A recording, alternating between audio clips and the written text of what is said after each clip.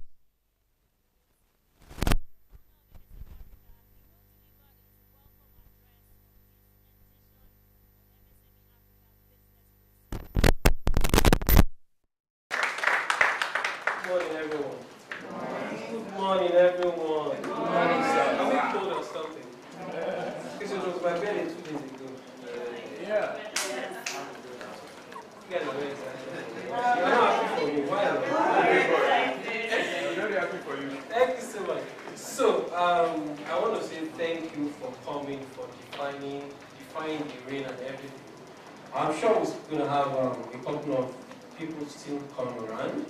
I know whenever it rains in Lagos, it's not always a good experience, but we will start right now because we also need to respect the time of people that are here already. So thank you for coming to the Business Growth Series. And who has never attended any of our events before? This is your first time? Interesting.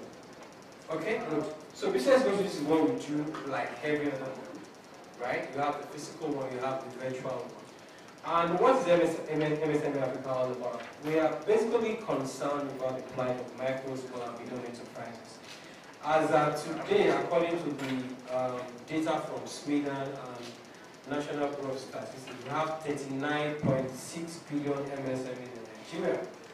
And out of the 39.6, about 38 million of them are actually in the micro sector. So the yala tag by the roadside, the man that sells meat. It means that we have a lot of people in the informal sector that are not captured, right? It also means that we pay too much attention to the big ticket players at the detriment of the small players. So 39.6 million MSMEs contributing about 50% to our GDPs and they are responsible for close to 80% of the employment in the country. And that's why my passion for MSME is almost palpable. I just wonder why we are not paying attention to them like we should do. I wonder why the MSMEs have to go through a lot of things that they have to go through. But today we are looking at the challenges that we're facing and how we can cope with them through grit and resilience. So you have FX to grapple with. You have inflation. I mean, I don't think it's even inflation. When we were in school, they taught us stagflation, hyperinflation, and some other stuff. Even though I studied accountancy, I never practiced, but I still remember one or two things, right?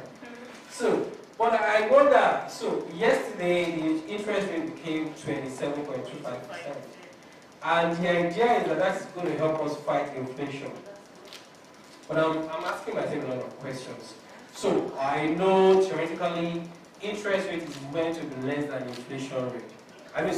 It's meant to be more than inflation rate.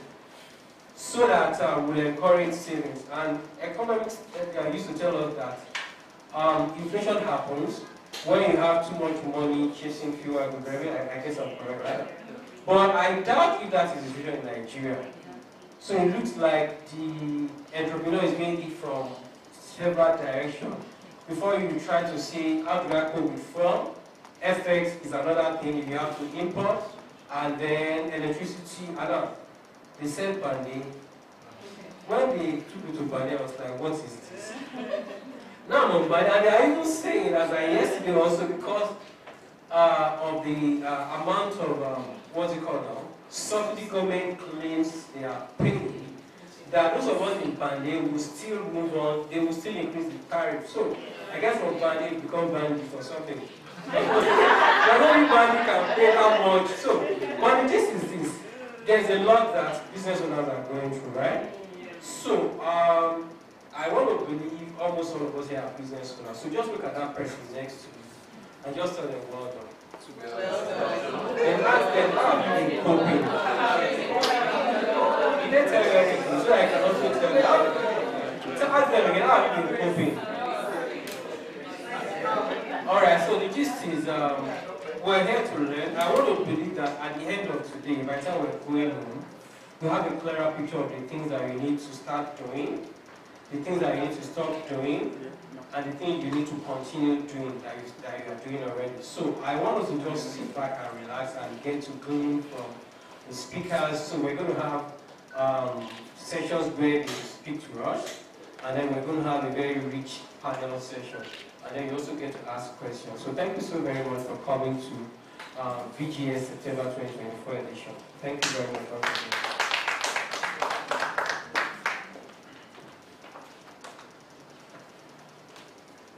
Is a round of applause for Mr. Sheye. Thank you so much for that welcome address. I mean, I think Mr. Sheye has done a part of my job. Probably he picked and looked into my notebook, I don't know. But then, yes, he said a lot. There's a lot to grapple with, FX, inflation. In fact, even despite the fact that the numbers came down in August, but this September we should expect something higher because energy prices, petrol prices has also gone higher. Tough times for Nigeria. It's not easy. Anyways, let's shake that off a bit, right? Let's shake it off a bit. And next thing we'll be doing now, we'd like to connect. I think I mentioned that earlier, that one of the reasons we're here is to meet people and to connect with them. And I'll be inviting somebody now to come up here and lead that session. Going Solar, please a round of applause for that.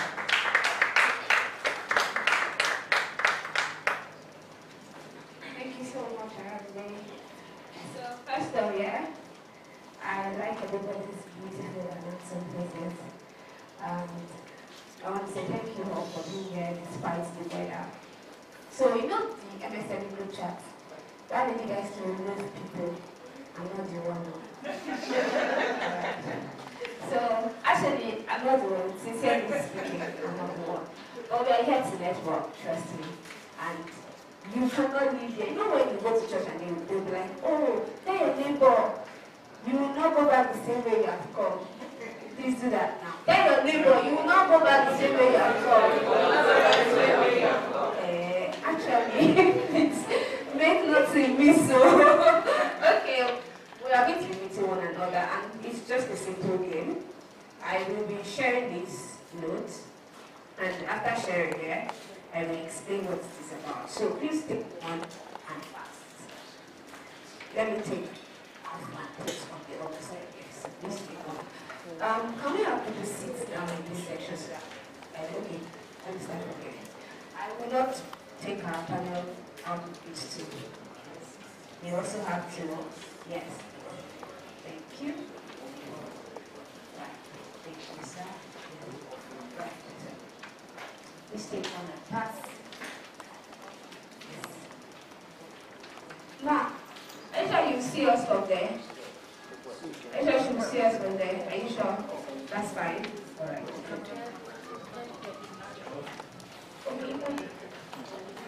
Okay, you cannot be a sister. It's really short. You're good, sir. Okay, thank you so much. Yeah, please take one and pass. Yes, please. Can I get the rest of my paper? Yeah. All right. Thank you. Thank you. Good. So we're about to do something very simple and beautiful. If you look at paper with you here, you see that there's a table, right? And there are about 4 rows and 3 columns. So there's 4 rows and 3 columns, and each has a what do we call that? Anyway, each has a box, and there's something there. So in this room, you're going to put someone that relates to one of the boxes or each of the boxes. So for instance, someone who does business in oil and gas, you're going to have to look for someone that does that in this room and write their name there. Someone, you have to move around because you don't know. So you have to start asking, please, do you live in Lagos? You have to ask, do you import things from China? So you have to say, are you or for the last 15 years, do you run a business or to a 9 to 5? So you have to start doing that now. And we have let's say about 3 to 5 minutes to start. Right? So the person who has the highest team. So if there are 12 boxes here, right? So if you are able to fill the 12, you are definitely our winner today. If you fill 11, our winner. So the person with the highest. Now, your time starts now. Oh yeah. Now we have to move around. Yes, please. You need to write the person's name. You need to write the person's name. You don't need to start from the person beside you. No.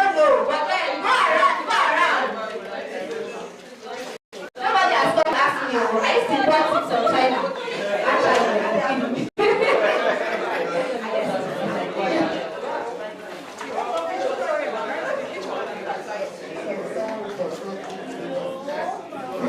I think the name was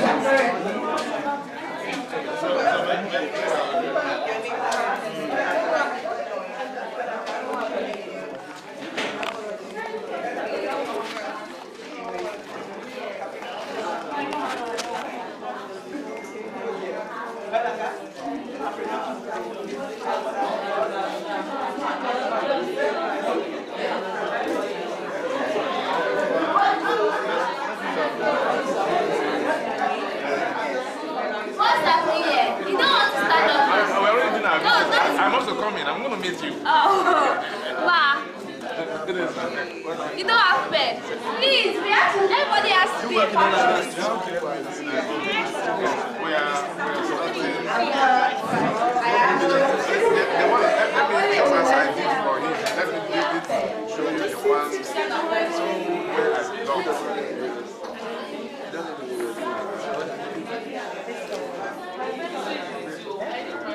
Maybe I'll put it out.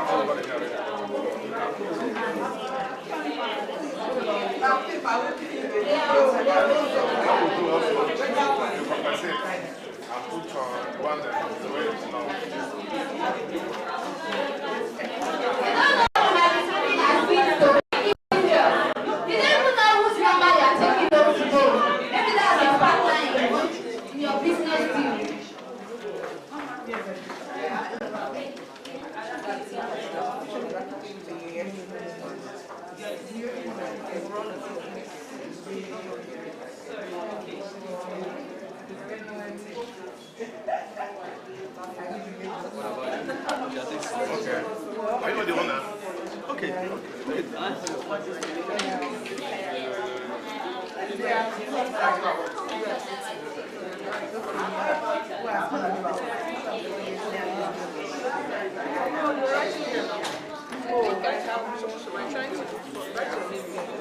Sorry about that. You have to write that the person. This way you're writing. I don't follow. Sorry, this one applies to you. The one that applies to you. So you write your own name. And now you write your own name. Actually, you write your own name. And it doesn't matter. Write your name. Yes.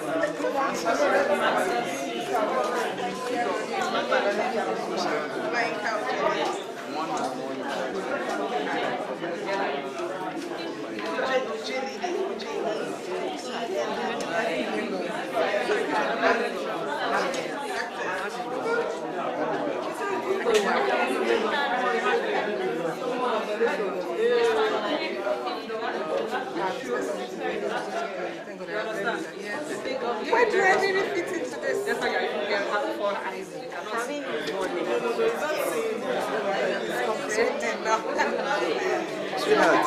Which applies to you? That applies to you.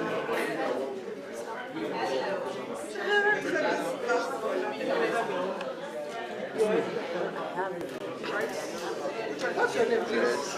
It looks. All right.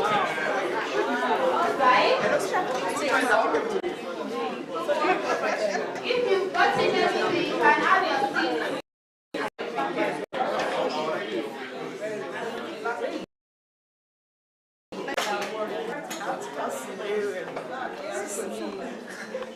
Okay, I think we can start.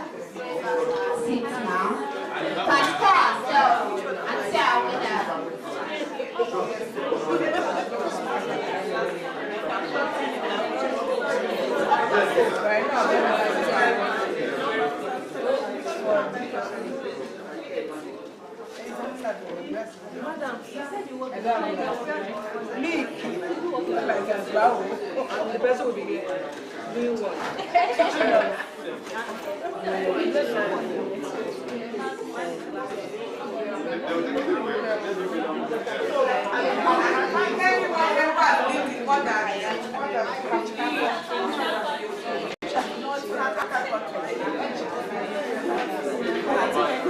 This was living more than 12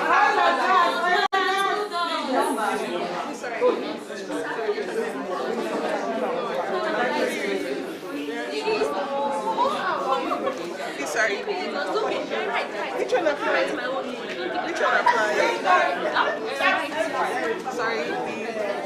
Who lives outside Lagos here, please? Who lives outside Lagos? She does? Oh, okay.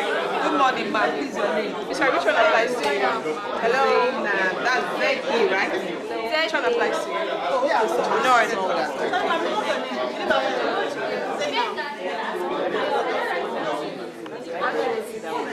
Please, who has lived in more than 2 African countries in the last 2 years? Who has lived in more than 2 African countries? Founded more than 3 companies? African countries? Is there anywhere, anyone here who is into acting? Actor, actress? Is there anyone here who is an actor or an actress? No one?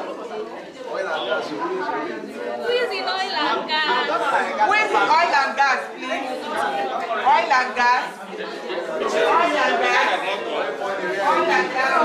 Oil and this one, Sha, I do at times.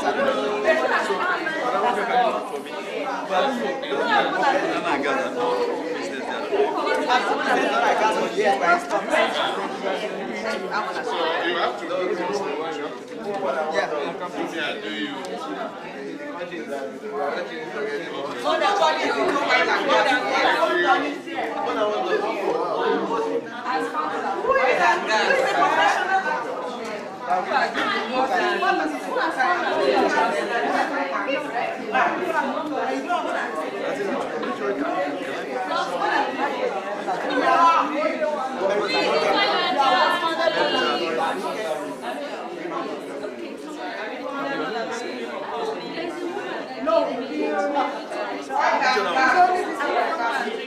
Oil and gas. African countries. Who has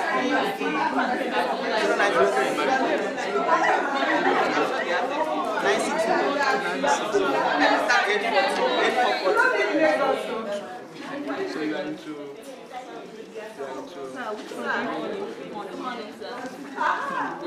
Oil and gas.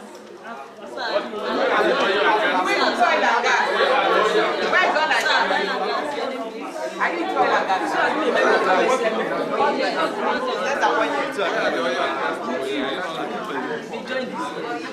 Hello, Michael.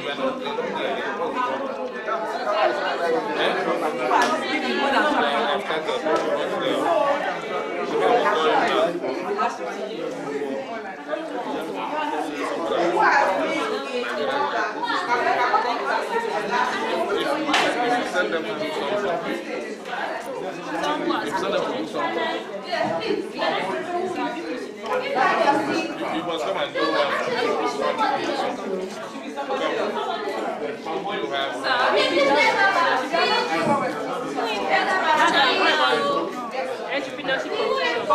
China. Who are those? import from China.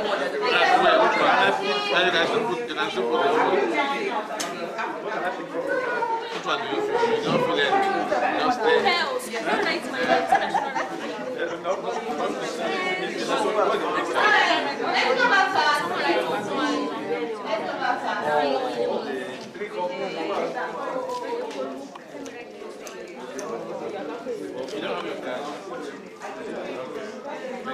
Please let's go back to our seat. Thank you so much for participating. Let's go back to our seat so we can pick our winners. Please, who are those supposed to sit here? Please go back to our seat. Thank you. Right, good. Please let's go back to our seat. Let's go back to our seat. You have to win, I saw your effort. Alright, please let's go back. Okay, let's go ourselves. So you count how many names you were able to fill. If it's 12, 12 over 12, 10, 10 over 12, 11, 11 over 12, like that way. Please let's do that quickly. Score yourself. Score yourself. Alright. So if you have 12 here, let me see your ends up. Just wave your paper. 12. 12. How many 12? 1, 2, 3. Okay. Please let me get your paper.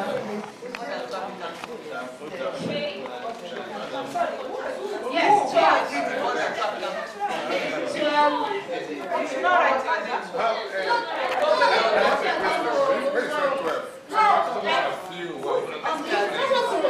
Acknowledge that it is yours. Yes. Yes, you don't have no problem. I'll do that. Okay, so I have 3 12 here. We want to verify. So, someone who does business in oil and gas, Montiu. Who is that?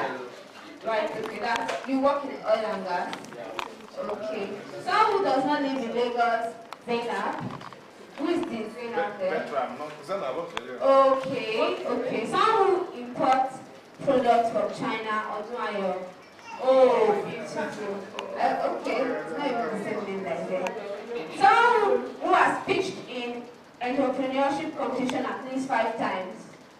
And they, yes, at least, okay, at least 5 times in the last 1 year.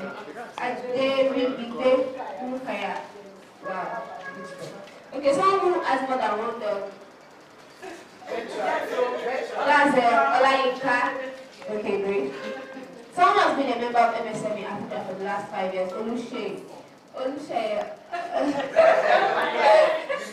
Is this one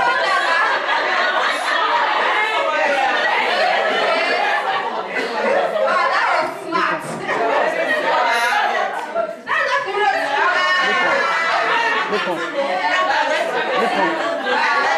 very smart. Okay, someone has been involved in acting professionally around the day. Wow, nice. Someone who does not eat more than 2 meals a day. 2 days. I don't want to. Oh, you don't eat more than. If you don't eat more than 2 meals a day. Look at his age. Some of us, if you don't eat 6 times.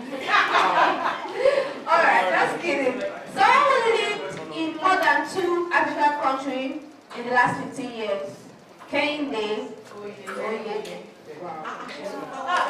Someone has won more than 2 awards. Remi Olukoya. Yes. Oh, wow, our speaker. Okay, someone who has founded more than 3 companies. Remi Olukoya, yes. Someone who runs a business currently and also has a 9-to-5. Bumi Adebayo. Oh, okay. So we must verify it. So we have one here. Okay, someone who does the same person. Someone who does not live in Lagos. Badmus Kudera. You don't live in Lagos. Are you Badmus Kudera? Are you Lagos? Oh, okay. Yeah, you don't live in Lagos. Okay. You also import from China. Wow. Okay. I don't know. Same name. Okay. Someone who has been a member of. This is Andre, right? Huh? Oh, you've been a part of MSME Africa for the past 4 years now. Please verify that. Yeah. Verified. Good. Okay, so who acted for you acted professional, beautiful. Okay. You don't eat more than twice too. Yes. Who has named the same person? Gani. Who has more than 2 awards? Ghanaians. Who's that here? Oh, you have more than 2 awards. Oh. So who has founded more than 3 companies? Merit, right? Yeah. Oh, beautiful. Okay. So who runs a 9 to 5 and also who has a 9 to 5 also runs a business? Merit. I saw your name here. And you also do 9 to 5 job. Beautiful. So this is verified also. Okay. Hey. I don't see this right together. Alright. But yes, we are having almost the same name here. Akunpelu, Badmos, Adebipe, Olayinka. Yes, the same person. Andre, yes. Yes, Badmos, Please, here. Oh, you've lived in 2 African countries in the last 15 years. Okay. So who has won more than 2 awards? I'm seeing different names here. I'm seeing Ojoy, I'm seeing Sheye, I'm seeing Mrs. Merritt. Which of them? Yes, Papa. Okay. Is this yours? Which one is this? I think that's good. That's yours. Okay. Okay, someone who runs a business and does 9 to 5. You. Okay. So, actually, we're supposed to pick 3 winners, and they are 12 over 12. So they're like the 3 winners, right? And then they are verified. However, I want to look at 11. So who else has 11? I have 2, right? Who else has 10? Let's see 10. 10? No, I'm just asking. No, I'm just asking. I'm just asking. Okay, we have 11 here. We are virtually all the same name. Okay. Yeah, ma'am. So for 12, right? Please write your name, ma'am. Yeah. Your name is? That's my name is It's okay, it's at the back. Okay. Yeah. Your name is here. Then A. Yeah, I wrote an A. Can you write completely so that when we are about to, we won't just give everybody, which I have A in my name. Alright. So thank you all for participating in this. I'm sure that you can use the information on this paper for your good, right? People, like someone who imports products from China, business deal you guys can be doing together. So please take advantage of this networking section. You can as well go back to those people just to get their contact, and you might need these details in the nearest future. I mean, like I said earlier, you should tell your neighbor you will not get. I mean, the numbers you came with, they're adding more numbers to it. Not honest. The ability to increase their network. So, thank you all for having me, and I hope you enjoy the rest of the day. Thank you.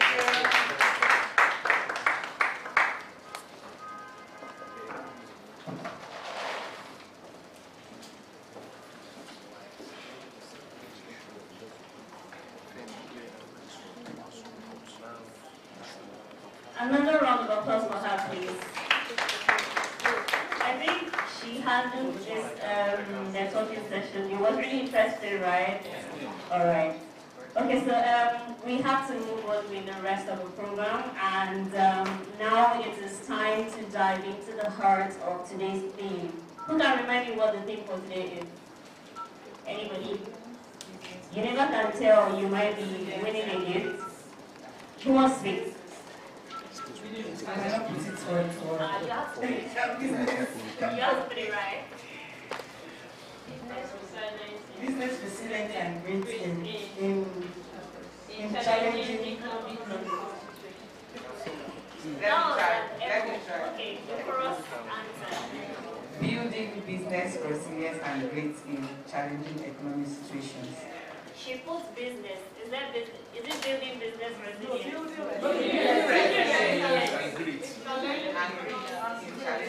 Oh, you already have the expo. So, all right, thank you so much. So now it's time to dive into the heart of today's theme, which of course, as you have rightly said, is building resilience and great in challenging economic situations. We're going to have our first presentation. I know I had him here earlier, and I'll also be calling him back here. Our speaker, of course, is somebody who embodies resilience and innovation in the business world. He has, a lot of years of experience in navigating complex economic landscape, and he, of course, he sure has a wealth of knowledge to share on how to build sustainable, growth-driven businesses, even in challenging environments. So please join me in welcoming again Mr. Sheye Olurotimi, the founder of MSME Africa, as he takes the stage to deliver his presentation. Let's give him a warm round of applause.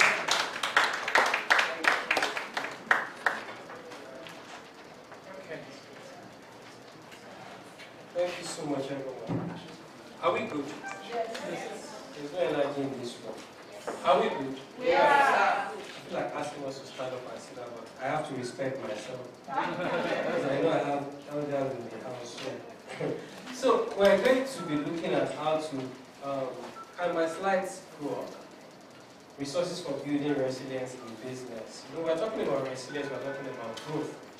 So what I'm just going to focus on is the part of it that talks about the resources that we can use to build resilience, right? We know that the economy is not where it should be. We know that there are a lot of things to grapple with, but I also believe that there are things that we're not taking advantage of. Sometimes I will tell people that there are opportunities in Nigeria, they feel like no. Sometimes when you tell people that people are still getting grants, they will say, are you sure? Those people are scammers. We are very good with being suspicious. While you are wasting, while you are at it, some other people are taking advantage of those resources and they are making the best out of their business, right? But let's talk about what resilience is. Resilience basically, can I have my slides? A capacity to withstand or to recover quickly from difficulties, right? It's also the ability of a substance or object to spring back into shape. It means that resilience is not about you not having challenges, right? Are we following? It's about how you handle the challenge and how you're able to bounce back from that challenge. And so nobody promises you that there won't be challenges in business. If anybody tells you that, they are not telling you the whole truth. There will be challenges, but how well you can handle those challenges, how well you can bounce back from the challenges, will actually determine whether your business survives or not. So it's been said that an average of one business survives out of 1 out of 5 businesses will survive the 5th year. And that's something that has been said over and over again. But so the question is your business going to be the one that survives or the one that will go under? That's the question we need to ask ourselves, right? And sometimes we set out to do business without, sometimes it's just because you have a passion for it. Sometimes it's because you listen to a motivational speaker and he has told to aspire to perspire so that you can acquire before you retire and refire. And so he says, go and sack your boss. And you say, yeah, I think I should go and sack my boss. And then you sack your boss. And then you ask yourself, what's next? And then you get one business in 3 months. And then after 3 months, what happens again? And you ask yourself, why am I even suffering myself like this? So, resilience is being able to bounce back when you meet challenges, okay? And it's a function of how your business is built. And when you talk about resilience, you can look at things like flexibility, strength, elasticity, springiness, and suppleness. Let me tell us a story. How many of us like stories? Story. If you don't like story, I'll just tell you that story. Shall I tell? Yeah. When you will pay. That will bring money. Why do you guys like money so much? So let me tell you a story. I started running a business in 2011. And at that time, what happened? I lost my job actually. I was fired. How did it happen? I joined from a place where it looked promising, but I was telling my father I wanted to start working on the mainland. I was living on the mainland, I was working in VI, and every time I wake up in the morning, like 4 a.m., I have to join the staff was from where I was living there better. So go to VI, like 5. And I was always running temperature, morning, afternoon, night. I'm like, God, why is my own like this? Why did I even come to this Lagos center? So, when I got the job on the mainland, I just quickly grabbed it. And it was going to pay around the same amount of, the same remuneration, so I grabbed it. And then I saw some bit of Shege. Maybe not Shege Pro Max, but I saw some Shege, right? And then after 1 month, the owner of the business feels like some of us who were at the management level, when they weren't taking all the money. And so one by one, he would just call us and say, oh guys, time to be going. So I left, and I thought it was time to start a business. And I did start. I remember the first business I got a check of 125,000 in my own company name. Kind have missed it. As in 135K from an insurance company in the name of the company that I founded. That felt like, wow. So I was very happy. But then after that, what happened? So we had very good days and very bad days. Sometimes I will sit at home for a week, nothing to do. Sometimes you have something, you think that this place is going to click, you put in all your energy. So I started an advertising agency because I had worked with advertising companies before, right? But it wasn't making sense. But we had some good days. We had some bad days. But nobody needed to tell me in 2014 that it was time to go and look for a job.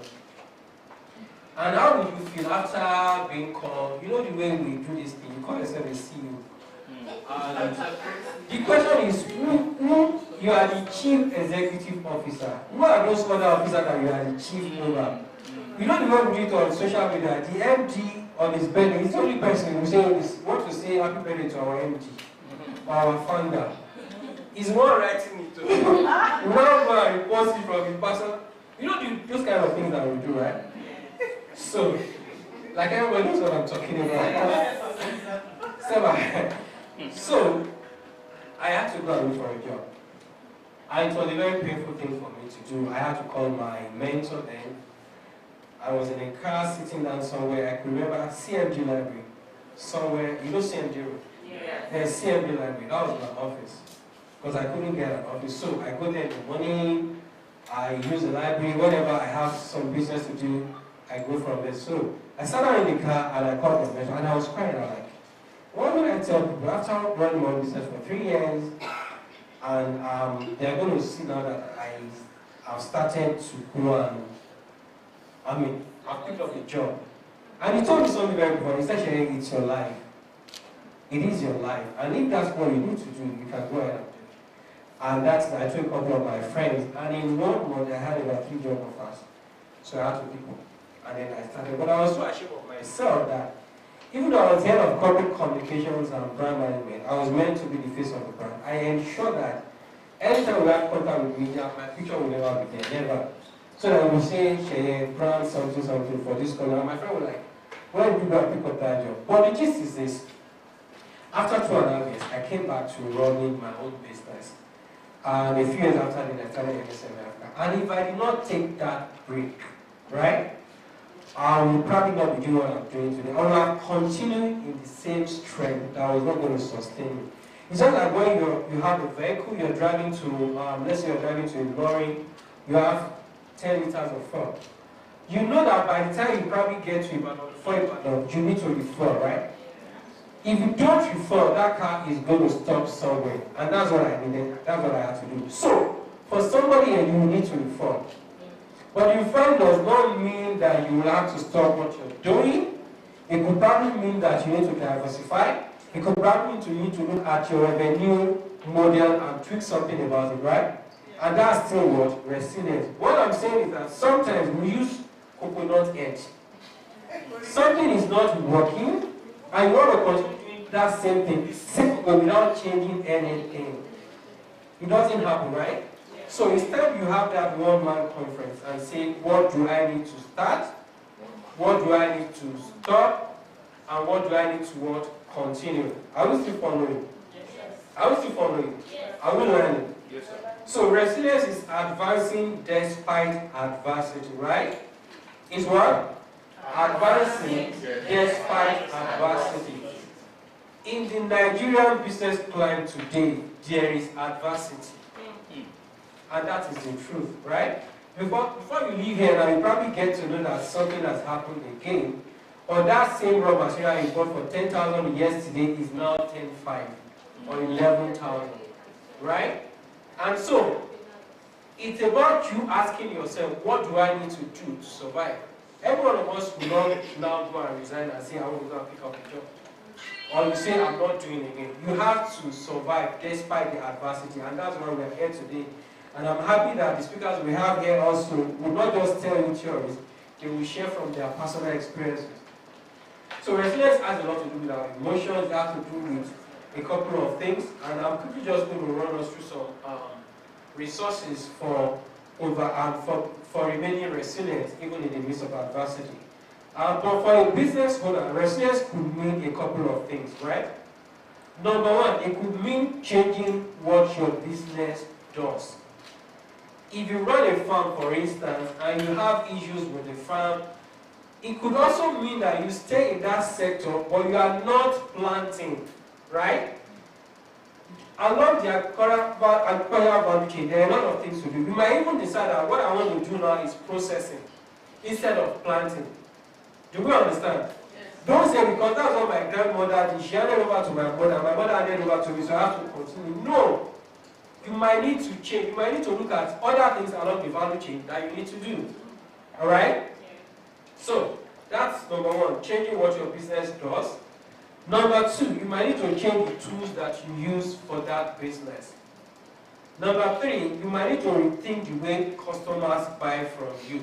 So, customers need to buy an item from you. Your item is 5,000, but you tell them delivery fee is 4,800. You know there is a problem. Yeah. Right? So is there a way you can ensure that you build down the delivery cost? Is there a way you can have distributors that can get closer to the people? If, for instance, you find out that most of the people that are buying from you are in a particular location far from you, could it be possible to have a depot somewhere, or just find a way to ensure that since the bulk of the customers are coming from that angle, you can reduce the cost of getting the thing to them? Those are things we should be thinking of, right? Okay, so you can change what you do, you can change the tool that you use, you can rethink the way customers buy from you, and you can also revisit your definition of success. What does success mean to you? Sometimes you think success means having 20 people working for you. So you have 3 PAs and 4 secretaries. And for you, the fact that you can, anybody calls you and say, let me hand you over to my PA. That's what gives you the kick. But sometimes you want to ask yourself, do I even still need to keep this number of people? And I know that can also be very funny sometimes. But I remember there was the time I saw on Facebook, one of my friends started a company, and he said he's very happy about the way the business is going, that they started the year with less than 4, and that they are about 32.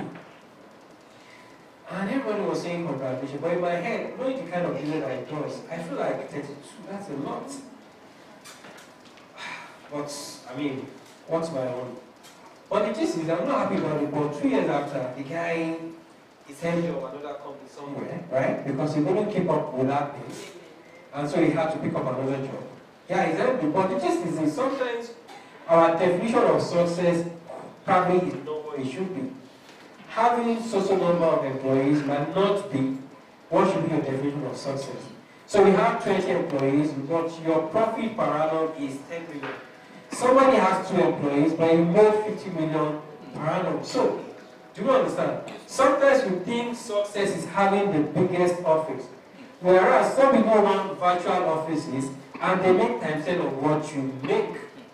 Sometimes you think it's big all over the media, everybody knows about your company. There are people who are totally making billions. I don't know that, right? So you might need to define what success means to you as an entrepreneur. You want to ask yourself, that office space that I use, do I really need it? Do I need to sublet some part of the office? Do I need to, right?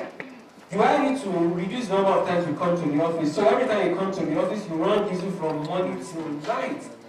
And you know that those things, you can actually do something from home. Maybe you want to start working 3 days in a week, right? So you need to look at your business end to end and ask yourself, what are the areas where we can save money? Are we still following? Are we still following? Alright, so what are the resources for building resilience in business? Number one is technology. Somebody say technology. Technology. Technology helps to do a lot of things. You can do a lot of things virtually because technology helps. You can automate a lot of business processes. You have tools that can help you handle your bookkeeping without doing it manually and paying an accountant something a huge sum of money, right? So let's learn to take advantage of technology. Number two, there are financial opportunities. If you're in the MSME Africa community, I mean, you know that at least you will see 4 opportunities in a day. Not so. Some of us have taken advantage of those opportunities that will post every day. You have taken advantage of one. Probably you won a grant, you've been in an accelerator or something. How many people? Okay, 1, 2. So what about the other people? So if you're not in the MSME Africa community, you are wrong. And the gist is this. When one telling everybody about opportunity, but I never paid attention to it. Until somebody just said it to me and said, Shey, apply for this thing. I applied the last day the thing was closing. And we won a grant. And it's, I should tell you, I won a grant.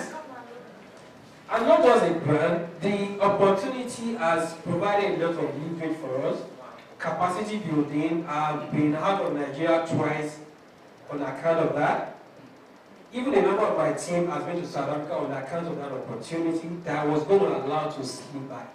I applied the last day. Do you understand? So, don't see those things that they are just posting every day. Those opportunities apply for. Sometimes you cannot meet all the criteria. They will waive a couple of things for you, right? So, grants are real. Take advantage of them. Then, of course, there are other non-financial opportunities like accelerators. Sometimes when some people say, is it only training that we want to be doing for us? Anything that is not money I don't want. Sometimes, when you get into those accelerators, they open a lot of pathway for you. You get to meet people. And sometimes they introduce investors and some other opportunities to you. So accelerators, incubators, some fellowships, coaching and mentoring, going to competitions, they help you to become better at what you do. And they open a lot of doors to you, right? Are we still following? Yes. Another thing that can help you is networking. Somebody say networking. Networking has been so invaluable to me. Sometimes you just never can tell what you're missing by not attending that next event. So COVID does a thing, we felt like everything can be virtual. But I can tell from experience that the way I network when I go out for physical event is not the same with virtual events. You just meet someone that will say, okay, this is what you do, let's have this conversation. I was chasing a particular business some years ago. Somebody told me this is the GM, I wrote a mail to him, and the guy says, we'll talk. But there was a day we met at an event where I spoke, he also spoke. I'm still beside John, and I said, I'm going to send him mail. So he said, oh no, sorry, let's talk. And I met him the following, 2 days after, and we closed the deal. And we're still doing with them too. Sometimes people need to see you face to face, right? To actually connect with you and say, okay, let's do business. So sometimes instead of just sleeping or sitting down in the office, you might need to go out, right? So community and support system will also help you to build resilience. And I would strongly recommend the MSME Africa community to you. As of today, we have about 6,000 members in 6 WhatsApp groups. And sometimes when I look at it, and I feel like, did I really start this thing? Oh, we started doing COVID, and we probably were just like 10, and I used to love the group, and then before we started expanding from 1 group to 2, now we have 6 WhatsApp groups. But apart from that, we have a database of about 50,000 MSMEs, even beyond Nigeria. So just never can tell what networking can do for you when you join a community like that. All right? So I need to round off now. But basically, what I need to tell us is that resilience is you being able to bounce back even after adversity, right? It's about you telling yourself, what do I need to start? What do I need to stop? What do I need to continue? So don't just fold your hands and say, it has happened, it has happened. Tell yourself we can overcome whatever challenge has come our way. So thank you very much for listening.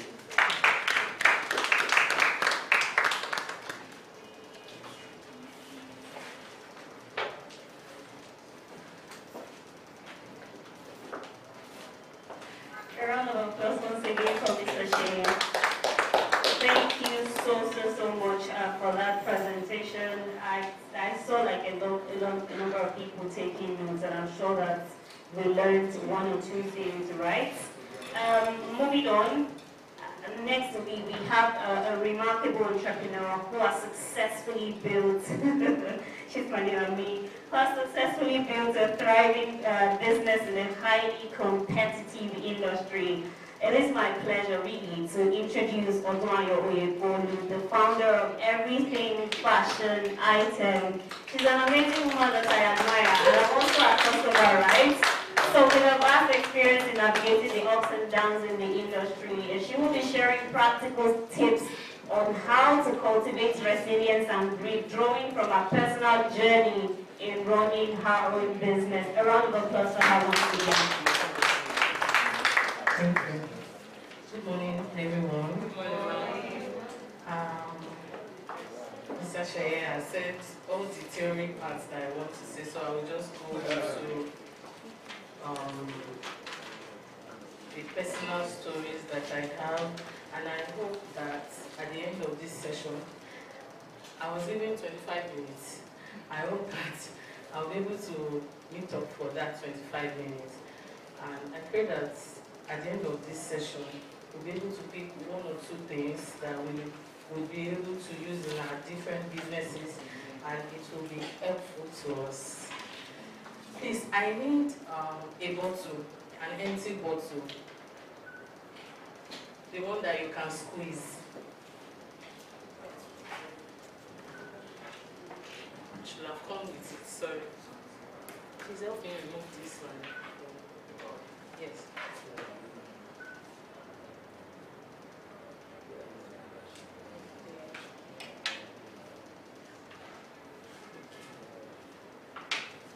Is someone getting me the empty water bottle? Yeah, exactly. So I want to do.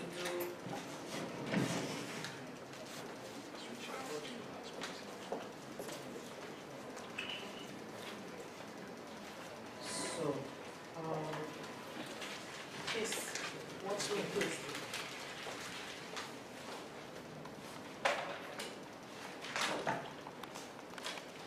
This is my paper from my diary. I've squeezed it. This is the paper. Then,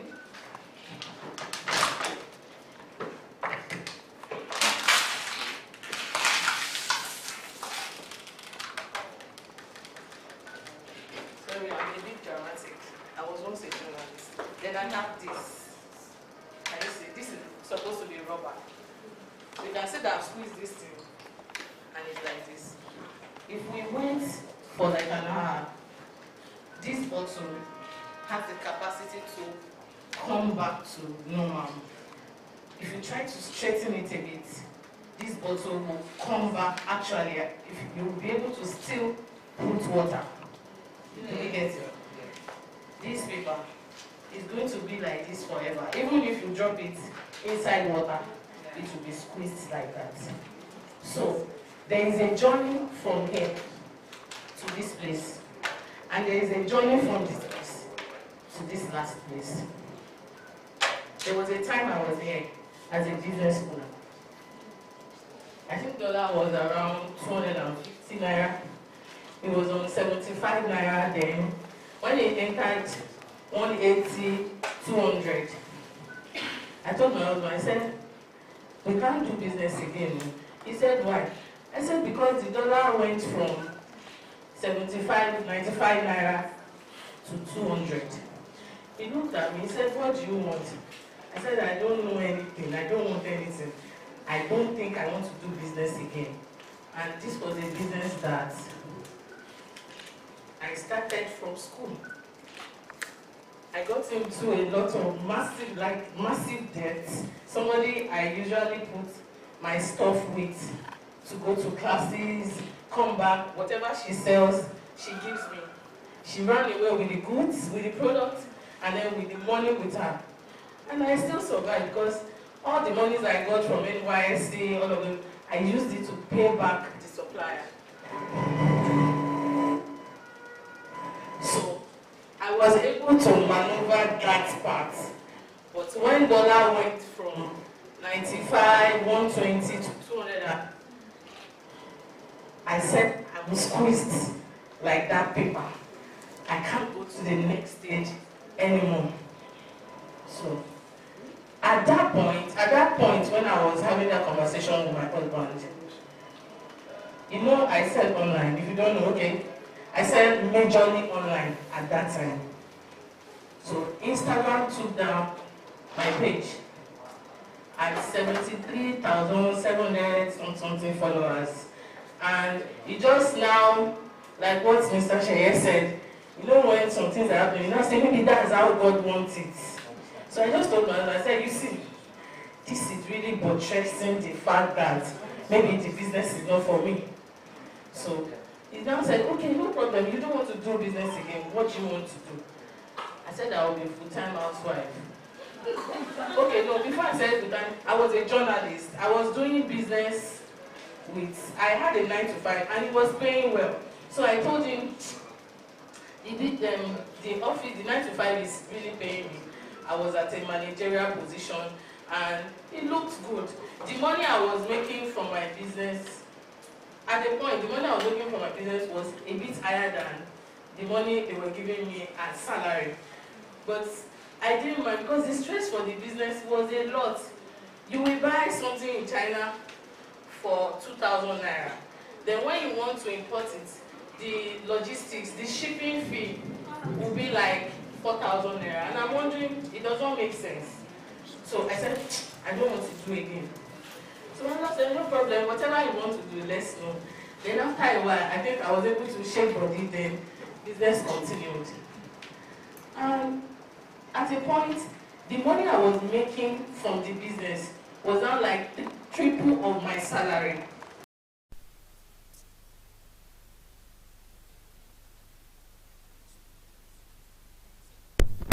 Then I gave birth to my first child. I was able to squeeze it in. The second child. And at the point that I gave birth to the second child, the stress was a lot. I was no longer just a journalist. I was in the managerial position. So I had to see what everybody under me was doing, see to it, and make sure it was done.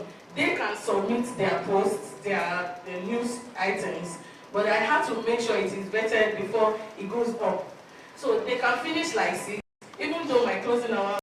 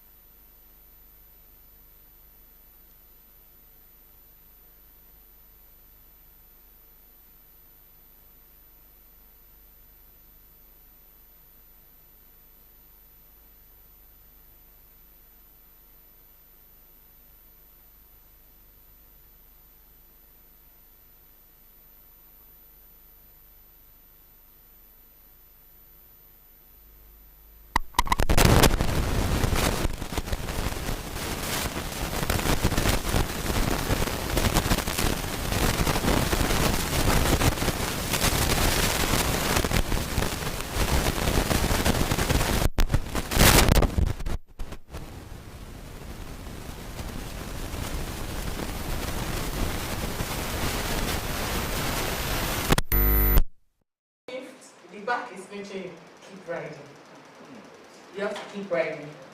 You can't, if the moment you stop and look back or look around and say that I'm feeling this way, or look at every other person, they are doing this way, and you get distracted, and then you will have excuses not to keep riding again.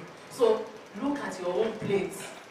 Don't look at what other people are doing. If you are looking at them, look at them maybe for inspiration, not to judge, oh, what am I currently doing?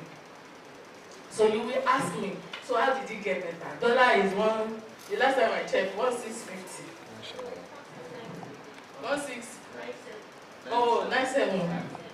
The last time, it was last week, I think 1650. I just smiled. Because when we are doing the business, we just selling. Do I want to get? You get crushed. You get now. I don't even. In what's it called? I just smile because yes, it concerns me, but it not too concern me. It is what I buy that will now sell. So I sat down.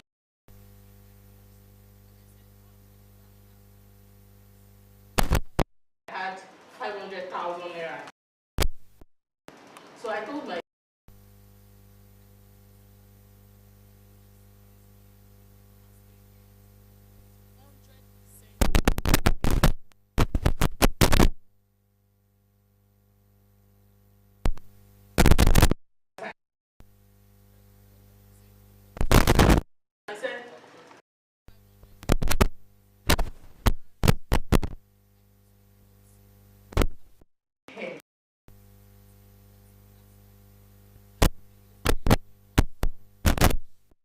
or a bag. Shipping cost is like 2,000, 3,000 at that time. Now, if you try it, you will wound before the item comes in. So you can buy, like that time, you can buy an item of say 2,500 naira, and then the products, the shipping cost will be like maybe 2,000, 2,500. But now that 2,000, 2,500 has gone to be like 9,500. Only just not for the product but for one item, so it does not make sense. So I switched. I don't like sea shipping, but I started using sea shipping.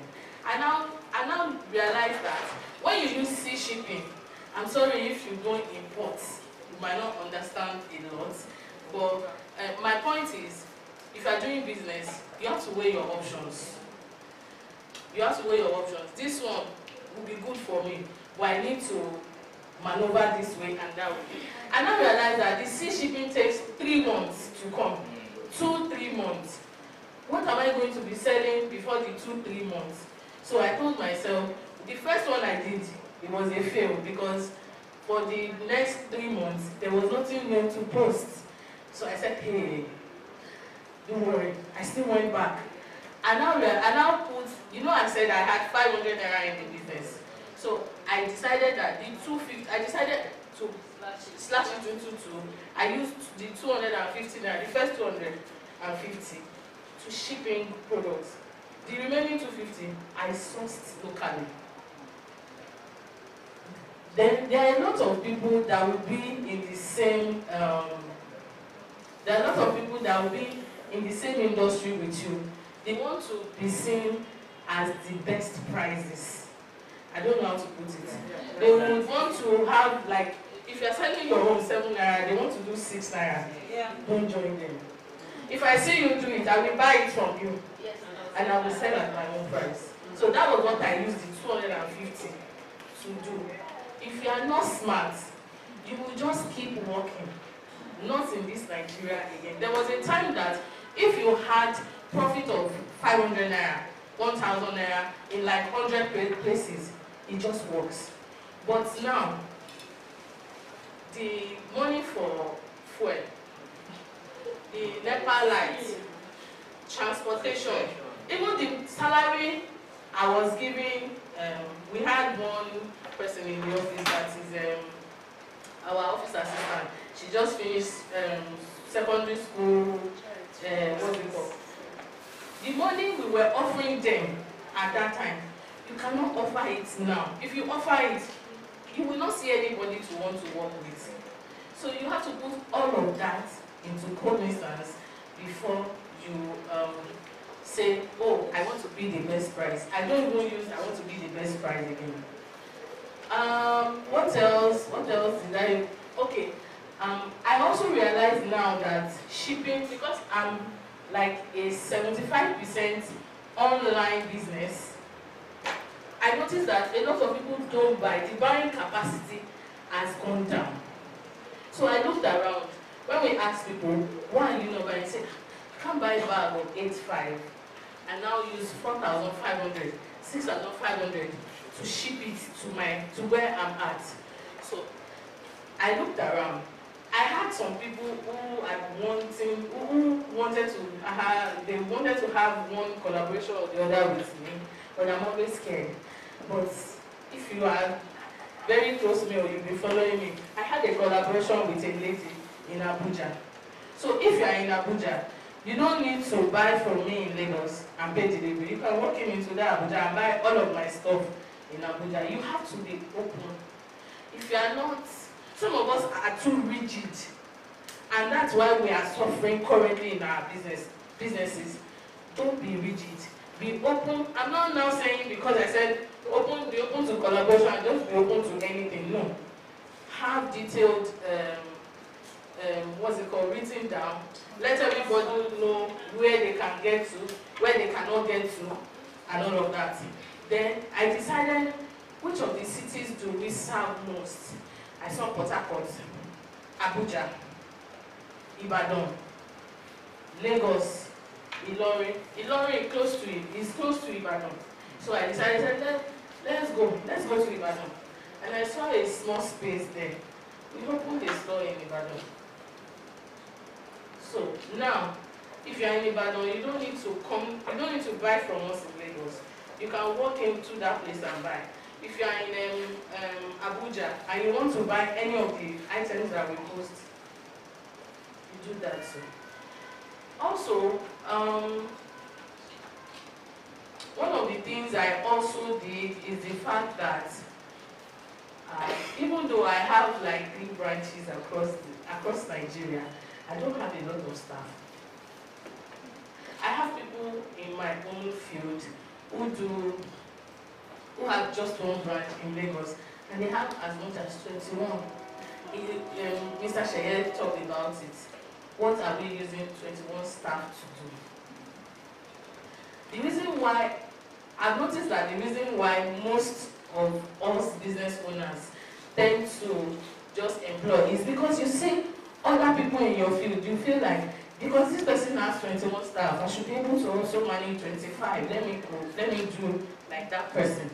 So those people, during work hours, those your staff, half of them, they will not be doing anything. If you come to the Lagos store, my Lagos store, if somebody does not come, how do I put it? If somebody is sick today and the person does not come, there is somebody, without me having to talk, that will do perfectly what the person that is sick that didn't come. And it's not that person that is taking up the job or taking up the responsibility does not have other things they are doing, but they just know. So when you are looking at how you are going to build the grit, the resilience, all of these things, part of it is removing loopholes where money goes into, that you know that, oh, this money is not supposed to go. This place we can get more money in. So while trying to get more money in by opening locations or having collaborations, I still will not employ 500 staff. Call me anything. Talk about that.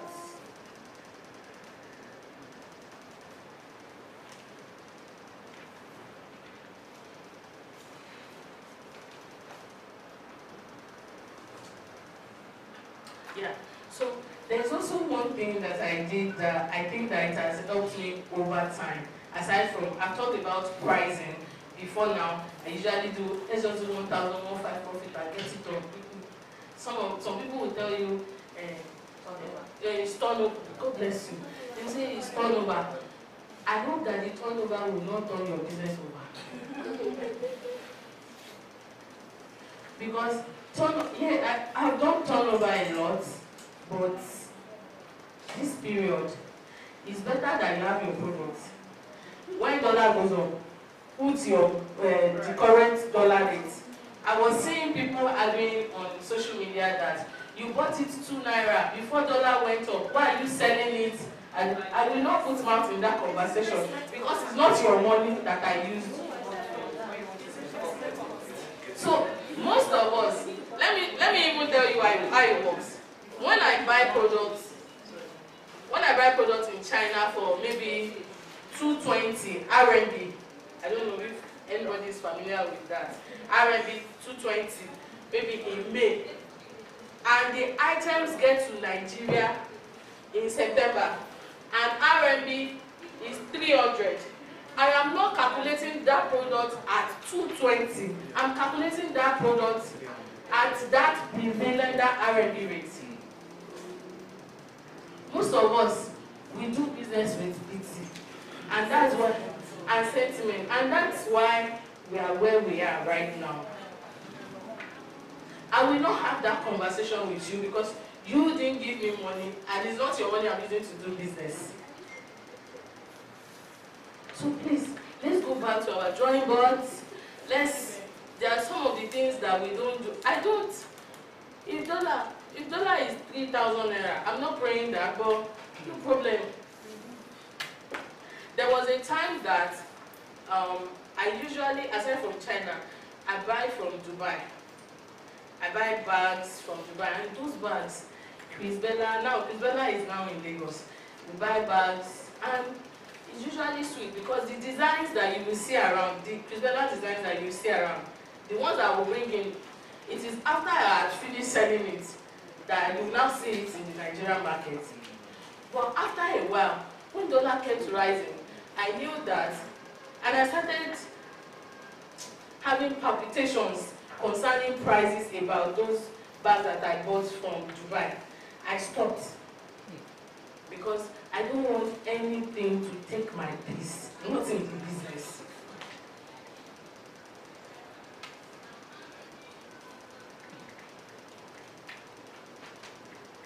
When you start seeing that this particular thing in your business, you cannot have a hold on it strongly again. But the issue is most of us, we keep holding it. We say, this is how my mommy does it. I must do it like that. This is how. And I will tell you, the way I was selling my product 6 years ago is not the way I'm selling it now. If you see me at work, you will not know that this is me. I realized that what worked 6 years ago, it does not work now anymore. That time, when I bring products in from either China, some of us need to find a way around our businesses and how it works, how it gets applicable, or how it gets, what do you say? You know, when you do makeup for something, how it appeals to your audience. I'm shy. People would say that, why am I selling this one? Dangote is selling sugar and salt. Cement. How is cement and sugar? But you are not Dangote, you are being paid and you are shy that people will talk. Please, if you think that what you currently do now, people are not, because of the situation of the country, people are not tilting towards it. Look around what you can add to it. Look around what you can do to even make the first thing that you were selling to sell more. Don't let us be too rigid. Let's be like that, what's it called? When you twist it, you don't see it back. I know it took me years it was a journey. And lastly, you have to pray. Most of the things that we do right now, I always tell my friends, is spiritual first. There are times that I will bring stuff and I will see it. And when I see the market price, I will say, how are we going to sell this thing? Okay, my admin will say, ma, this price is too much. I said, don't worry, we will sell our own. So after telling her we will sell our own, I will still go inside and say, God, we have to sell it. Because we really have to. And it's not your price that makes people buy from you. So if you think that, if you are tempted to reduce your price just so that you can sell, you are shortchanging yourself. So it's like doing it's like not doing every other thing that you need to do, and you are changing the price, you are reducing the price.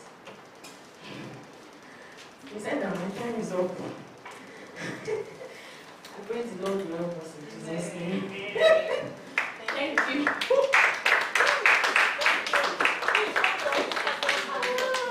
Please keep clapping. I said I thought a round of applause would be more than that. It was quite insightful, right? The room is kind of cold. It was quite insightful, right? We all felt it. I wish we had more time, but I mean, we have to get going with the rest of the event. However, there's going to be a panel session pretty soon where we will have our speakers come back again and speak to us for a while, and then your questions will be answered. Is that fine? Yeah. Okay, so thank you so much, Otomayo, for those valuable insights. We really appreciate that. Now, as we approach the final presentation of today's event, it is my honor to introduce our next guest speaker, Dr. Remi Olukoya. He's the Group CEO of Pet Greek Group, and he's a seasoned entrepreneur with a wealth of experience across multiple industries. His journey is a testament of resilience, adaptability, and innovation in challenging economic climates. Dr. Olukoya will be sharing his expert insights on today's theme, which is what? Building resilience and growth in a challenging economic situation. Drawing from his extensive entrepreneurial journey, please, ladies and gentlemen, join me in welcoming Dr. Remi Olukoya to give his book. A round of applause, please.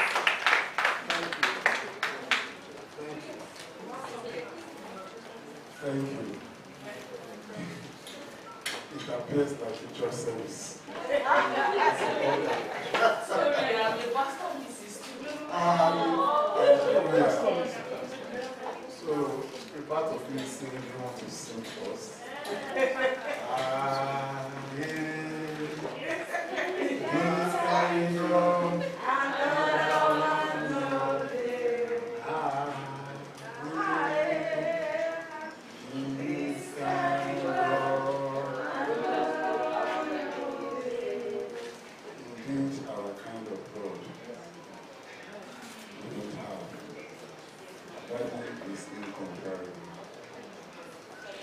So, let me have. Is this the slide? Okay. Yeah, those are a part of my qualification, first, second degree, and other qualifications. Yeah, let's see the next slides. Okay, this is talking about me. Let's see. Okay, this is talking about. Go back to it. No, go back to it. Okay, this is fine. I'm going to be talking about, I'm going to be sharing my experience in the last 2 decades, which I've had across telecom, marketing, communications, project management, e-trading, and now full-fledged construction. Next slide. I've worked in ExxonMobil, Ericsson, and I'm the founder of Pet Greek Group. I want you to move faster. Sheyi has really spoken about what resilience is, what grit is. So next slide. We know the challenging time we are in. We are grappling with the issue of forex. In short, issue of instability in government policies. Because government policy needs to be fairly stable for you to take decisions that will impact on your businesses. So if the policies are not stable, it's going to impact on our businesses. So we are going to tell you the practical steps that you need to take, and you can grow down your business from ground zero into a multi-million-dollar business. Let's move on straight to BGM model. Because you have spoken about what it takes, what you need to do during this challenging time. I'm just going to be talking about what is called BGM model. It's a model that we've been able to develop in our business in the last 2 decades. We've been shaped by the economic policies of this country. We've been able to weather the storm. And we became a unicorn enterprise in the year 2019, COVID year. That's doing 10 digits in terms of the billings. That was the year 2019. And from that time, fast forward, the business has been on the upward rise. What have we done? What we've been able to do is what we're going to be showcasing to you in BGM strategy.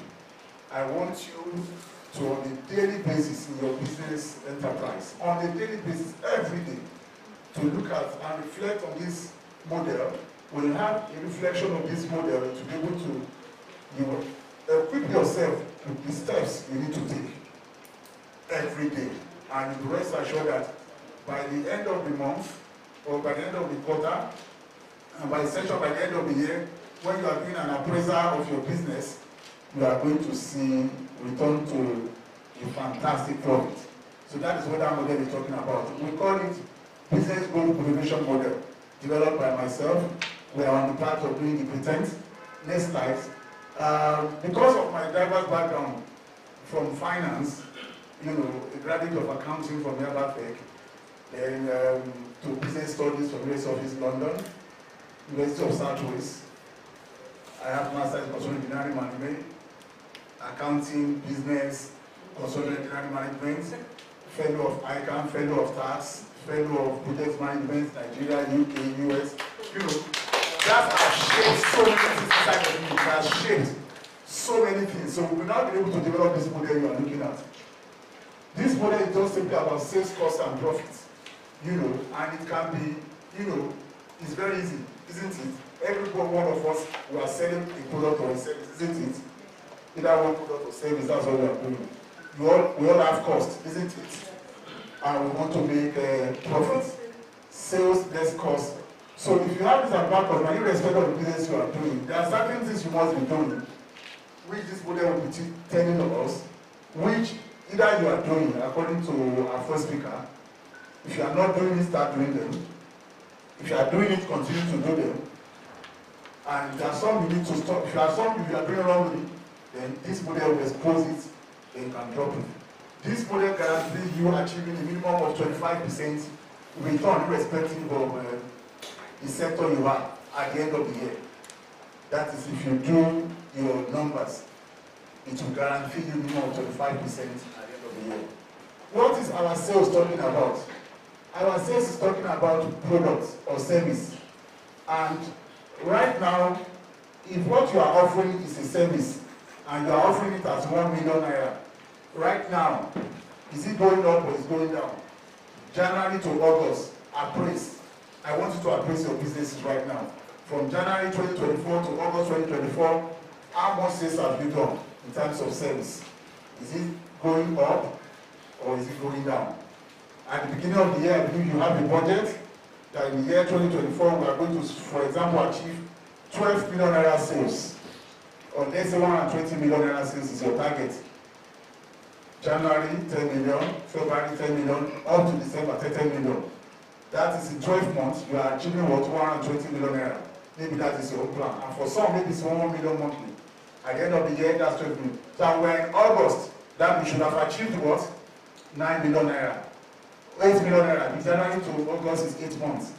So, and if it's in millions, maybe 10 million money should have achieved what? Where are you right now? I'm asking you. Where are you right now? And if your number is that of products, that you have to count, that I should have, I'm selling maybe plantain chips, or you are selling food, maybe you plan to sell 10 every month. Check now, is he on the rise? Is he on the low? So start asking yourself. Then the question is, what do you do for your business for that number to be on the rise? It's these two models. Your selling expense and marketing expense. In your selling expense, do you have brokers that you work with to help you increase your sales? You don't have to even employ when it comes to brokers. For example, we have the real estate arm, and when we build houses, we sell. I don't have to have sales workforce as full staff to sell those properties. So we have agents, they are on brokerage. We only bring brokerage. They bring customers automatically because they earn good commission, then all the houses are gone. We have sold. And I don't have to do what? Employ people in-house and start bothering my head that you've not sold 5 hours, you've not sold. If I deal with experts, do you understand? They fall under the selling expense. Do you have selling expense? Do you have? Do you have? If you don't have selling expense in your business, then you need to create that now. Who are the brokers who are working with you? Irrespective of your product, you need to have them. If it's a service you are offering, can I have a broker for 7 years? Why not? If you do DJ, if you are a DJ, if you are, yes, you need to leverage. You can get brokers even in your local community or your church or your mosque that can be an influencer to get you. So mind you, you are running a business. Don't say, uncle, come and assist me. It's a business you are running. So why not do me a letter, Dr. Remunukoya? Maybe I'm a church member or my community. Please, I need you. I can do compare of an event. I know your business, you have a marketing engagement. Yes, I will offer you 25% to your marketing engagement if you can get me 2 transactions as a DJ. See what I've done before. My marketing business can get, see now, I've attracted me to be your broker. Don't say, there's no business that you can do. So some of us don't do selling expenses. We don't have it. We must have it. Do you eat food? You eat twice or thrice daily. Why do you eat? Isn't it for you to sustain yourself, for you to keep going? So business too has their own food that they eat. You must keep business. If you want to plant and grow the planting, don't you do the wetting? Don't you put fertilizer and water and you expect the plant to grow? So if you are not doing it, you need to start doing it. And the marketing bit of it has to do with your branding. You know, you're being on social media and all of those. You know, are you on Google? Are you on TV or radio? Now Instagram? How much more? Do you send emails? Do you do all that? You must do it. Why? Because they are live wire for businesses.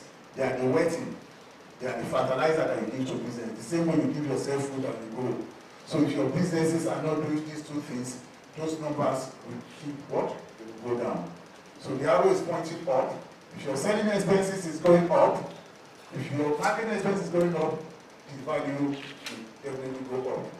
We are telling you it's a model that works. So if you are not doing it, you start doing it. There's no rocket science to it.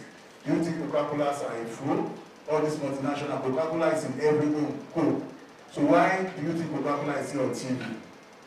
Why is Coca-Cola still on radio? Why is Coca-Cola still make noise on billboard? Coca-Cola that we have known since when we were bad, they are still making the noise. Do you know why? In advertising, they said there's need for them to create what is called TOMA. TOMA is creating top of the mind awareness. When you do 1 and 2, selling about this business, you would have created top of mind awareness for all your potential clients that you want to sell to. Whoever you want to sell to, whoever wants to buy. Because already I'm seeing that when I open my phone, or TV, I will see the advert of everything fashion. If I open my phone, find everything fashion. One day that I probably want to do an event and I need clothes, what comes to my mind? Yes, now, because everything fashion is feeding the business. You know, you must feed that business. If you don't do it, the numbers can't go up. So these are strategies that work. So it's what you must do. It's a must to do that because you feed yourself. So, and at this time, in this line, these are what you must sustain and continue to do. So you can see now that I'm not talking about how that government policy affects you. You can see that you are in the corner of your home, doing your own plan. and sales will begin to be on the increase, isn't it? So you wonder, Dangote, isn't it? That will run this economy. And it's the Coca-Cola in this economy, but they are still fine and they are doing. So these are what they are doing. No rocket science. This is what we also do in Presbyterian Group. It is no rocket science. And because we are in this climb, our model further analyzes not only sales, because you can also make more money when you look inward into your own cost, your conversion cost. Your production cost, two things make them up, isn't it? Your material input and your labor input. Those are the things that make up your cost. So if your cost presently, if your sales is 1 million naira every month, for example, last month of August, our sales is 1 million naira, be it service or products. And let's assume our cost, for example, is what? 500,000. What's our profit? 500,000. That's gross profit, isn't it? So if you compare January, February, March, up to August, you need to check and see whether is it on the upward rise or is it going down. So in our economy, what's happening? It's possible that your cost in January will not be the same cost in August, isn't it? Because of forex, because of fuel pump price, isn't it? That because so it's possible that your margin will reduce because you have high cost because of these factors going on in the economy. Then, from time to time, do you do evaluation too of your costs of both your materials and labor? So, what kind of evaluation do you do? For example, do you do what is the procurement sources that you have? My raw materials, where do I procure from? Do I procure my raw materials from the middleman, or do I procure it directly from the manufacturer? Do I procure from the retailer? If you procure from the middleman, that means your cost will be what? Will be high. You procure from retailers, it will be high. And meanwhile, if you procure from what? From the manufacturer, your cost will be low. Then why not leverage? January to December, you've been buying this input material to produce the same thing. So why not approach the manufacturer and be able to project that, see, I've been able to buy 20 bags of rice in the last 9 months, for the last 24, for the next 1 year, I will need another 24. So your manufacturer can say that, but I'll be buying it every 2 months. Isn't it? Then they offer you a low price. That is how you have to be in the market, to keep your costs lower. So if you are not doing this, I don't but be much bother. Your sources of procurement, what? It matters. Then do they offer you credit from there, or you buy cash? Every time you buy cash, you are not doing well to your business. It has to be a mix of cash and credit. That is how you've got to do it. And you do that, we are going to see that in the next slides now. It has to be a mix of cash and a mix of credit. If you do cash all the time, you think that you won't be liquid. But if you do a piece of credit and credit, you must have returns anyway. But if you do a bit of credit, it gives you what? Allowance to be able to use your cash to do other things, isn't it? Then before you pay. If you come, then you can pay it up. So if you are not doing this in your businesses, for your procurement sources, I think you are going to be having an issue and be complaining that we are not making profit. Our profit is low. Not high. Then for to your labor, as our first speaker said, it's not a matter that you have staff. You don't do valuation of the business by saying you don't post by saying I have 100 staff, 50 staff, 2,000. It's not a business, but it's the bottom line, isn't it? That matters. So some staff you don't need to keep hire some full staff. Some can be contract staff. So the model you can also adopt, you can use ITs and corpers, naturally by law of the land, you should come for training your organization. Though in our own organization, we pay what is very substantial anyway. But you can begin to look at that. While you have one full staff that is very experienced, so you can look at getting ITs and corpers to people if you need them, so that then you can now scale per time. It takes time to scale. So not that you have just decide to, I must have 50 staff. No, you don't do that. So that you're able to keep your labor cost. Then again, You need to also look at your profits. You know, gross profits is as a result. It's after you have taken away your cost of sales, isn't it, from your sales. Then there are other costs that you also have to look at. When you make gross profits, when you have profits first, what do you do with it? Do you take part of it and keep back into your business? Do you plow back a certain percentage? It's very, very, if you are not doing it, you have to keep doing it. When you plow back a certain percentage, what do you do? Where do you keep it? You keep it in your savings account or your current account. Some can even leave it in their current account. So I can tell you to, yeah, you can invest in maybe fixed deposit so that you can easily keep it, invest it in short-term investment, fixed deposit basically. For example, do you know that, I know some say some interest from fixed deposits about how much? If anybody has any fixed interest, like how much? What percentage, sorry? 8%. Okay, you see now. 7%. Okay, I can tell you that our company, for example, is currently enjoying 15% interest from a bank. It's possible from a bank. It's possible. No, it's not which bank. I will tell you the how. So it's the how. Do you retain profits? For how long have you been retaining your profits? January, February. Let's assume you've been in business for 5 years. If you are consistent in profit retention and you've been able to build, for example, up to like 10 million naira, and bank has seen that you have been saving with them, they won't want you to take that deposit away because it's the part of what you are doing for monthly analysis that they have 100, maybe 1 billion naira. It will be 10 million from IOD, 50 million from Sheye, 100 million from the ABG Limited, that make it up. By the time you have 2, 3, 4, 10 of you, that they won't want you to take it away. And because you keep reducing it, and they did analysis that you can, once you want to move it, they will say, why do you want to do it? If you tell them, they will give it. Do you understand? They will tell you what do you want. They don't tell the other customer. Don't worry. They're not so funny. Don't tell. Then they will now give it to you. So it's possible. So your integrity, consistency, because they have it with them, it makes it easier for you to bargain. And you know why again? Then if you also see opportunity for you to scale up your business, you can also go back to that work. Instead of you going to bank, you can go back to it, take it out, and start that next PO project. Maybe a job was given to you on 0% fund. Instead of you going to borrow, you take out of your retained earnings to execute the project. So if businesses are not doing that, okay, you need to what? You need to start flying back and grow your investment. And of course, your salaries, your wages, if you don't need an office, you can run something from home. If you are doing Monday to Friday, because of this climb we have, you can begin to do 3 times a week. Isn't it? It's not a must. You can use technology to leverage, they have mentioned that. So by the time you do all of this model guarantees you a profit margin of 25% at the end of the year. If I build the numbers for you, let's assume you are giving us as consulting, which is the business arm of our business now. We are selling this model now.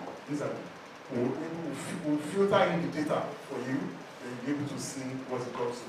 The next slide, which is the last slide. Next slide. Next slide. Next slide. General rule in business. Embrace technology. We have to use of Microsoft Teams, Google Meet for interviews and meetings. So if you do Monday to Friday, when you are seated in your house for Thursdays and Friday, you can, engage your colleagues and clients who are so outstanding. So thank you. I will take questions in the next video. Thank you.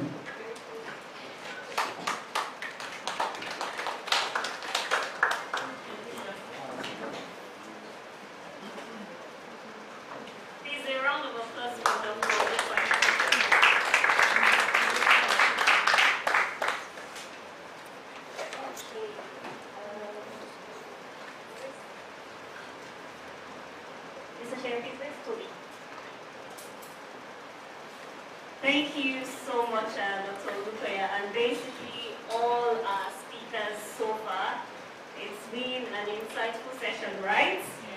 Alright, I think we've learned quite a lot, and a key point, basically the main focus of what we've been saying is being able to adapt, right? The challenging situation, the economy. I think when we learned about the characteristics of living things, at a point they had to introduce Mr. Niger D. And later it became Mr. Niger Da, right? And the A there is adaptability. You should be able to adapt, remain resilient.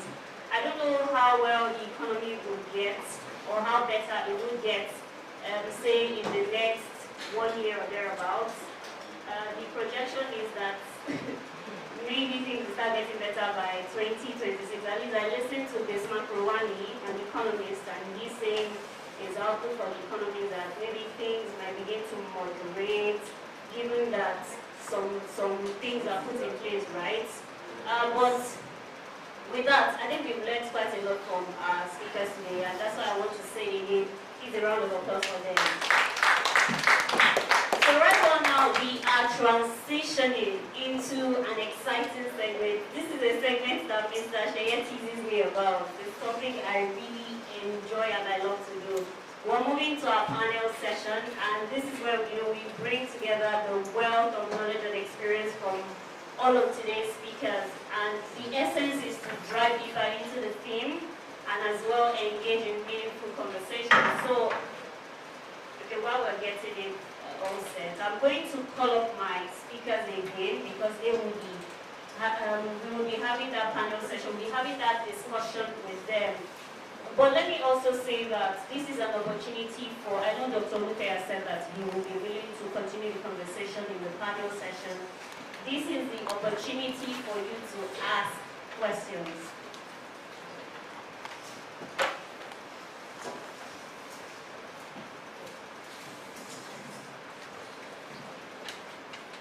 Just give me a second.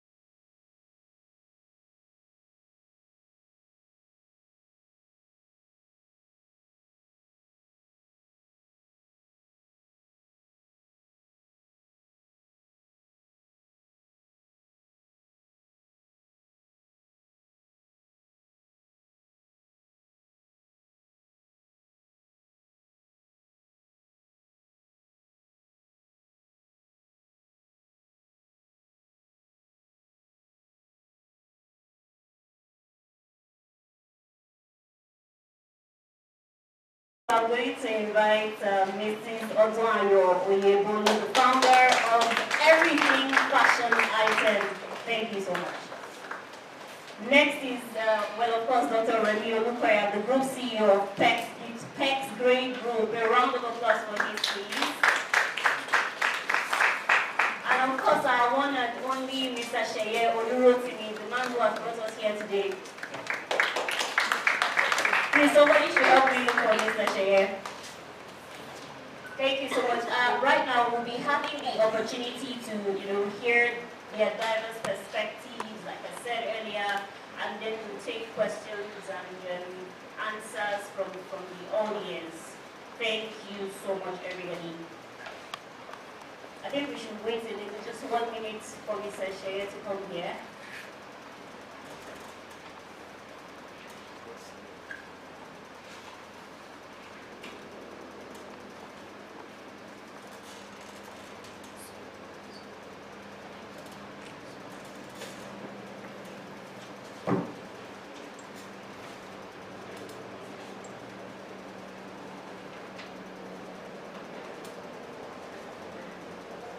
So this panel session is going to last for about 45 minutes because I'm trying to be mindful of the time and I wouldn't be greedy enough to use the larger chunk of the time today. Thank you so much, Mr. Sheye. Yes, now that my panel is complete, we can get going. So like I said, this panel session is going to last for about 45 minutes, but to start with, I think it would be somewhat pointless for me to start asking, oh, define what is the theme today. They've given us a very wonderful and amazing background, right? We listen to these three amazing speakers. But let me start by asking Mr. Sheye. I think a very pivotal question to ask right now is that, yes, it is true that we are in a challenging economic situation. And just yesterday, the Central Bank of Nigeria, the Monetary Policy Committee of the Central Bank of Nigeria announced a 50 basis points hike in interest rates. Talk to me about what this portends for MSMEs. Okay, so,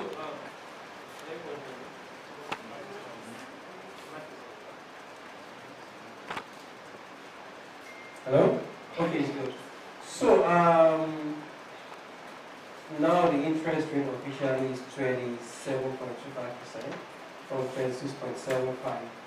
And so what does this mean for MSM? It means that if you have a loan with the commercial banks, they will probably be telling you that they are reducing the interest rate.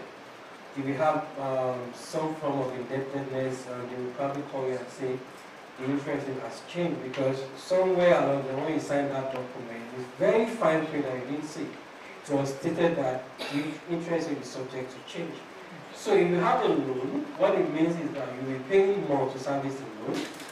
And so the idea behind it is this: it is believed theoretically in economics that the interest rate should actually be higher than inflation. That's the only way we can encourage savings. Because what it means for inflation to be, I think it's about 30-something percent, 32% from the last 32%, it means that if I have 100,000 now, in 1 year, the value of that 100,000 is less by 32%. And if I'm getting a loan, if I put the money somewhere, and I'm getting an interest of 26%, it still means that even despite getting 26%, my money has still lost value. I don't know if this, so what CBN is saying is that we want interest rate to be higher than inflation rate, and it's meant to be like a gradual thing. But what I see happening to MSMEs is that they will pass down the cost to the people that are buying from them. So if my costs are increasing because I borrow from the bank, I will pass it down. So I will increase the cost of my goods and services. So at the end of the day, it's just, the effect will pass down everybody and the cost will keep rising. And what it means is that that same product we bought for 5 naira yesterday could be 6 naira before we finish this meeting. So I don't believe that the government has the best of intentions, but I think a lot of things are chasing themselves all around. So we removed subsidy, and which was meant to be a good thing, but we also protect the naira. And so we removed subsidy, floated the naira, and we're buying, so the landing cost, for instance, of petroleum was less than 600 and something before. But because we floated the naira, it means that the exchange rate has gone up. So the landing cost of petrol now is even over 1,000 naira. So sometimes it looks like we come up with a policy to address a particular thing, but the other things we are doing will also probably negate the effect of it. So what this portrays for MSMEs is that costs will most likely keep rising, and costs will be passed down to the people that are buying from them. So the bus conductor will pass down the cost also to you, you pass it down to the person buying from you, and it keeps going round and round and round. That's what I see happening, but I want to believe that at some point we'll arrest the situation and everything gets back to normal. I'm looking forward to when we'll actually be a producing economy, and we don't depend so much on importing. I think at that point we'll make a lot of gains. Thank you so much, Mr. Sheye. Dr. Oluremi, Dr. Remy, picking up from where Mr. Sheye left off, what financial management strategies do you recommend for entrepreneurs to weather economic storms? Thank you. I think I've talked about it, yes, but I will break it down. What strategies do you have for your sales? You know, what strategy do you have? Is it cash? When you sell, do you get cash? And do you offer credit? So if you offer credit, ensure that your receivable collection period should be for a very short period. Okay? So that you can ensure that you have customers that will bring you cash, it's your best bet. You know. But where you need to offer some form of credit, the collection period should be very short. Then as regards your input materials for your purchases, do you ensure, you also offer a credit? So you offer, are you offered credit when you buy? If you are not, ensure you trade and discuss credit and agree payable period of a longer time. Don't agree a payable period, a short payable period.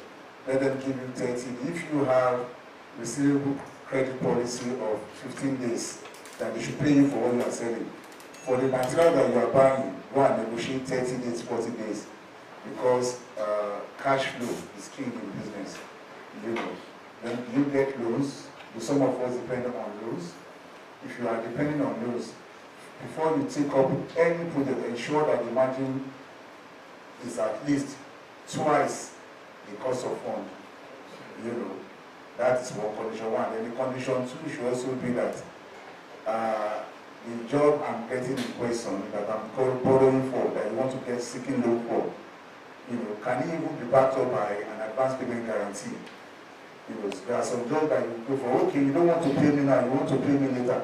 Please give me an APG. An APG is an advance payment guarantee that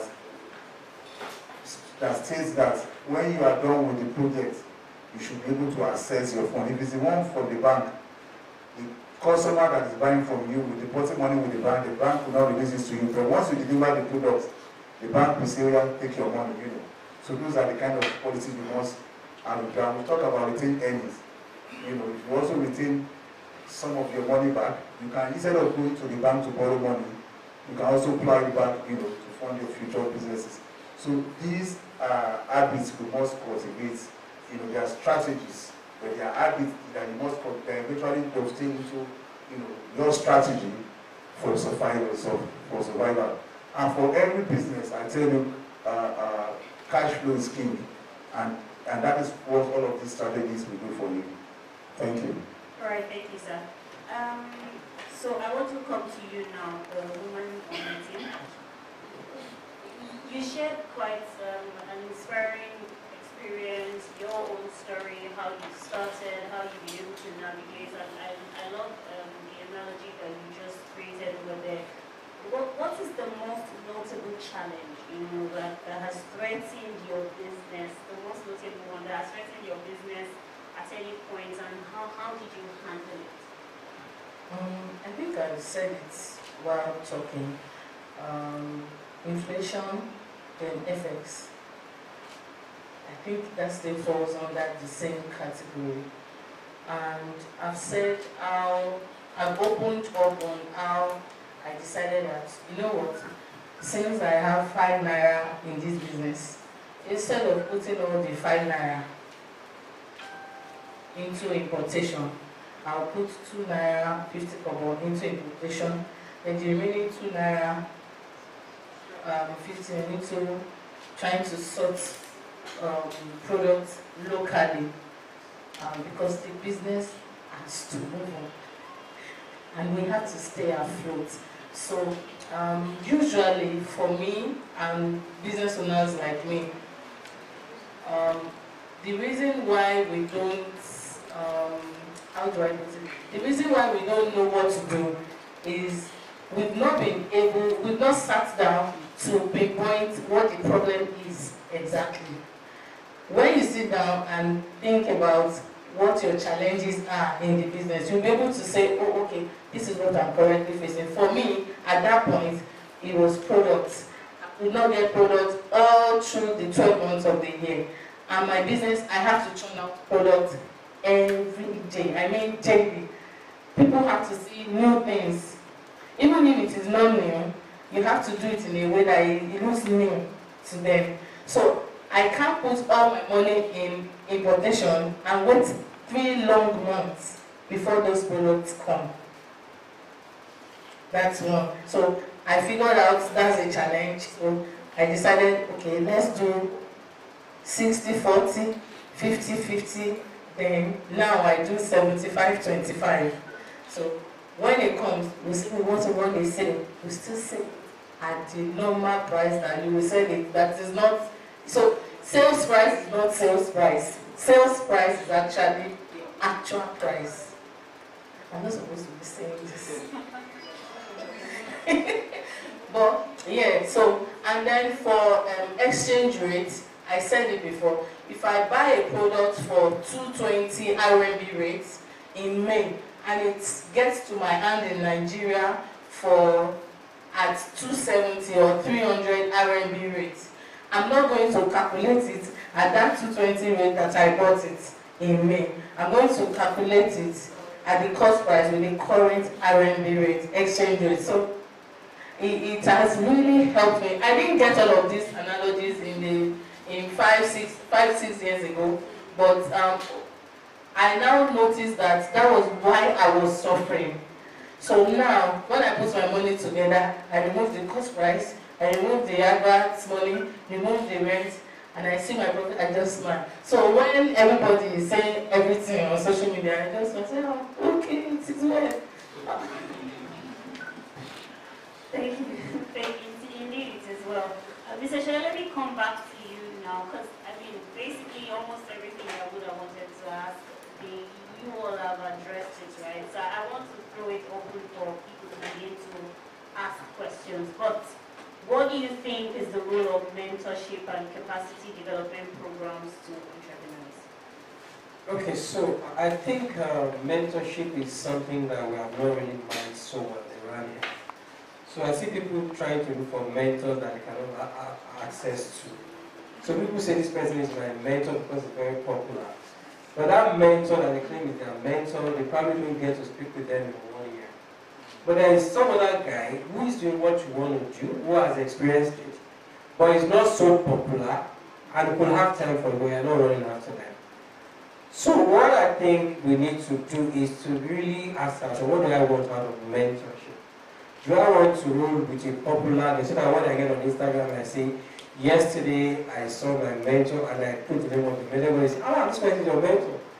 Or I really want to have a mentor that has time for me, right?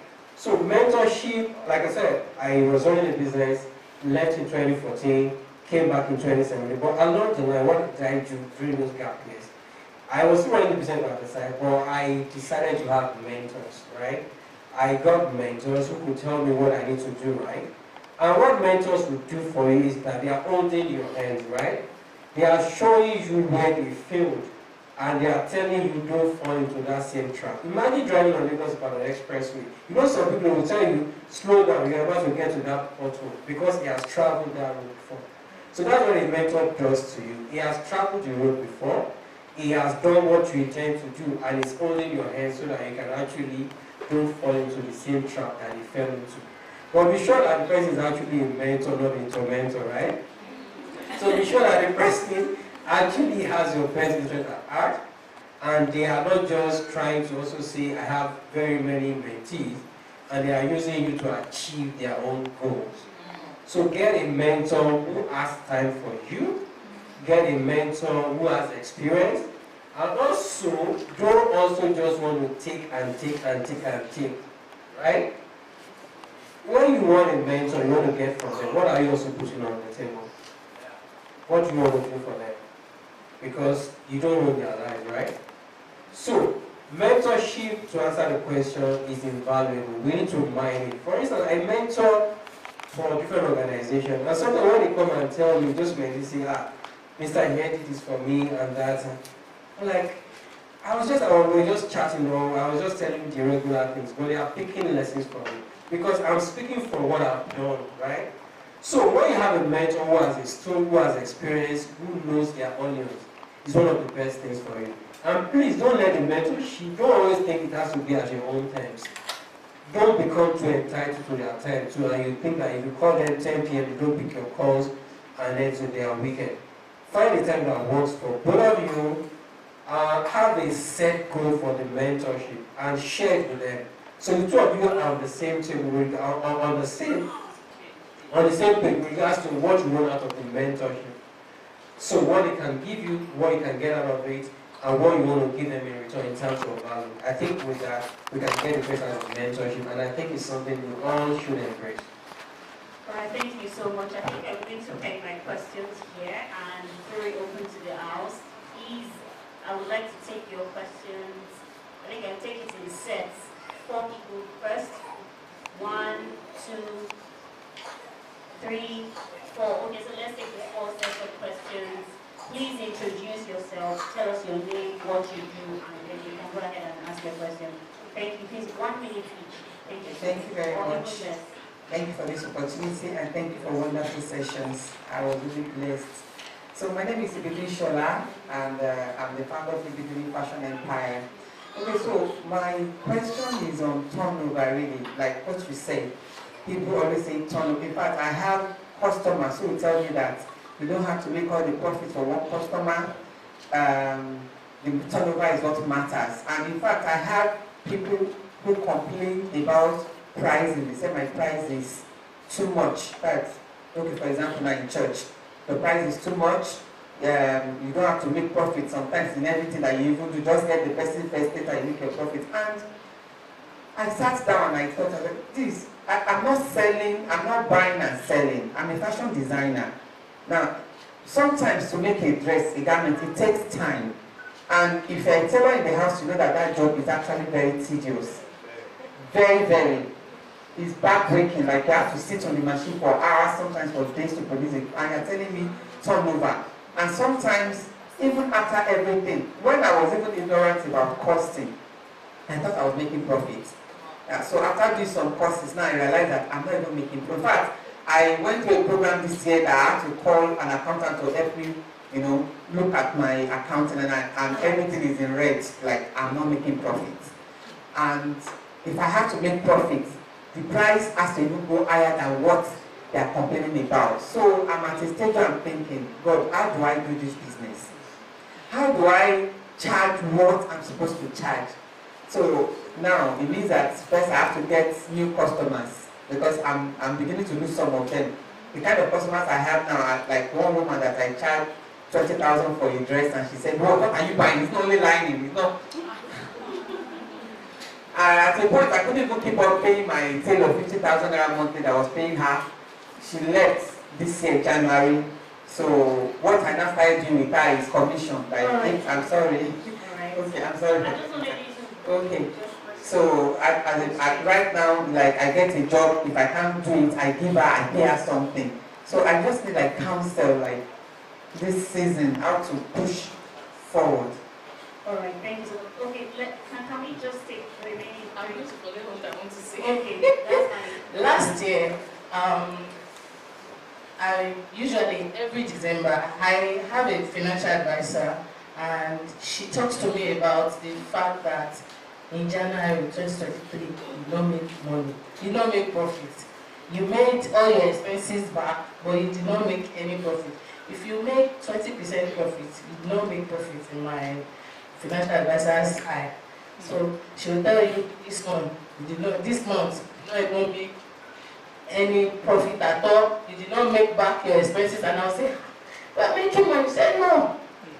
So the thing is, what I will, and she told me last year, December, she said that you think that this year is hard, 2024 is going to be harder, so you need to sit tight.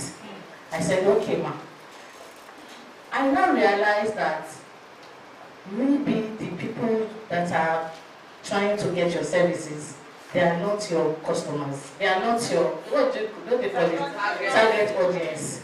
So, if in your heart of heart, and you are doing your calculation, and in your heart of heart, you know that you are not charging outrageously much as profit on that thing, they are not your target audience. So, look inward and keep moving. Like I said, the bicycle, don't forget it. Keep riding. You will meet your target audience. If you are just doing only WhatsApp, maybe you should try to open up to TikTok, Facebook, Instagram. You see the people that you will charge twice of that amount, and they will come back and say, "It's cheap, oh, thank you for what you did." I know that it's a long journey. I know that it takes, I was there, because there were times that I will put 1,000, 1,500, And my financial advisor said, are you okay? And I was saying, if we get 1.5 in 200 pieces, do you know how much? She looked at me and said, you don't know what you're saying. And that, I'm not saying that you should now outrageously now price your products or services, but fuel is no longer, all of those things are increasing. So any sane person will know that if you were doing something 10,000 naira 3 months ago, it can't be that same amount this month. So don't beat yourself too hard. Don't beat yourself too hard. Charge your worth. Charge it and let your heart be strong. Your mind be strong with it, because there are times that you will charge and you will be afraid that, hey, Oluwa, let your mind be strong with it. Thank you so much, Dr. Shoha. And we get the next person to ask their question. Please kindly go straight to the point. Just ask your question. Thank you so much. Yeah, my name is Francis Adwa. I work with Lagos State Neighborhood Safety Corps, and I also run a small business, a fashion business. So my question goes, how do we manage business money separately from, not to use it for personal stores? Then that is one. Then two, how best is it for a fashion designer to keep book recording, like the money coming in, how to separate everything? Then another thing, costing. How best to do costing?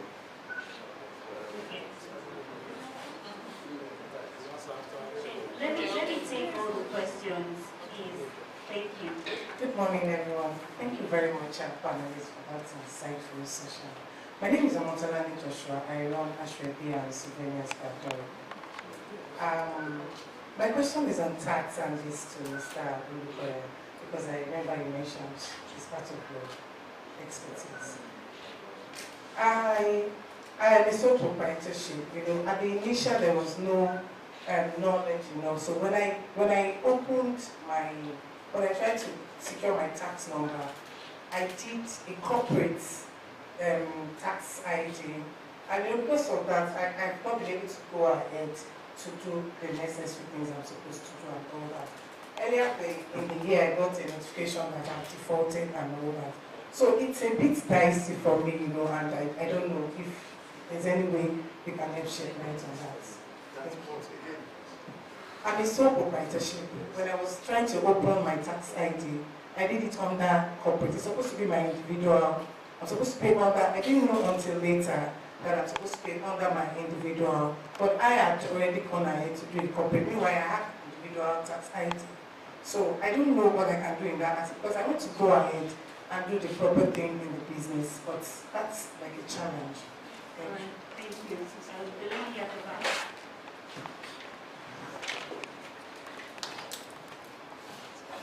Thank you for the sessions. My question here is for... Sorry, my name is Rukayat Aderubi. I'm the CEO of the Fast Food and founder of the Fast Guide Mentorship Program. And my question is for Mr. Dr. Olukoya. Sir, how do you, if you have a staff, maybe as an SME, you have a staff, maybe 1 staff or 2, how do you figure out the percentage you pay them as salaries? And how do you pay yourself as salaries? Because sometimes when you make profits, you be like, is it 5,000 I'll give myself? Or 10,000 because I'm only, thank you. You know, I just want to keep that your net profit so I can have something for your business savings. So please, Dr. Remy, please, I don't know, you can assist me on that. And again, second question I have is for Mr. Asheye. Please, that aspect, you need to, I don't know, I've never taken any loan in my life before. I'm so scared of loan. But I've heard people take loans and they'll be like, out of 100,000, you pay 150. I'm confused. Is it that if I collect 100,000 naira loan now, I'll pay back 150,000? Like, isn't that too much for us? As in, 150,000, no. Like, now use such loan to invest in your business and then you want to sell to a customer at the kind of price that your heart carry. Please help me out. All right, the last question over there. Yes. So we'll come back and take another set of questions. So let's have this last question. Thank you very much. My name is Boyd Sister. As my personal level, I do production of chemical items. I'm an necessary by profession, and I'm planning to take my business on.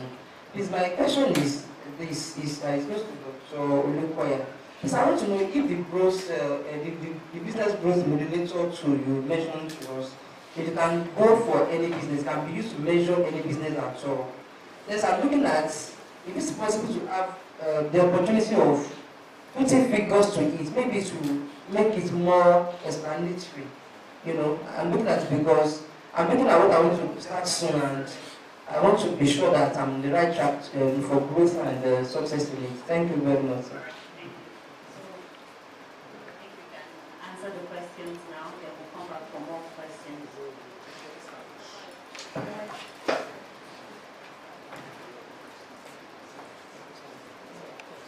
Okay, so I think the one that was directly addressed to me is the part of loan, right?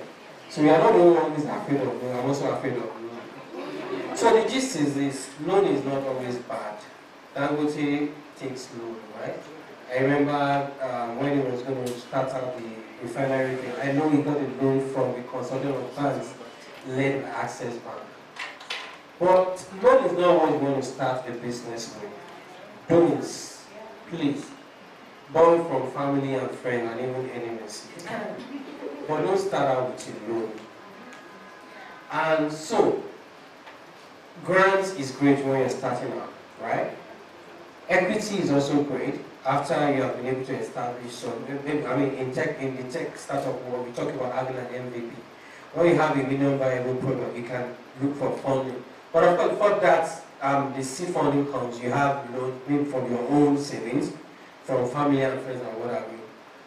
But sometimes what happens is that because we are typically Africans, we would rather get a loan than get somebody invest in your business for equity, because you want to be the owner and the commander-in-chief of a 10 million naira business, and you don't want anyone to come near it. But some guys are saying, we can bring in 100 million, we can bring in social amount, we just want to take 20% or 10% of equity.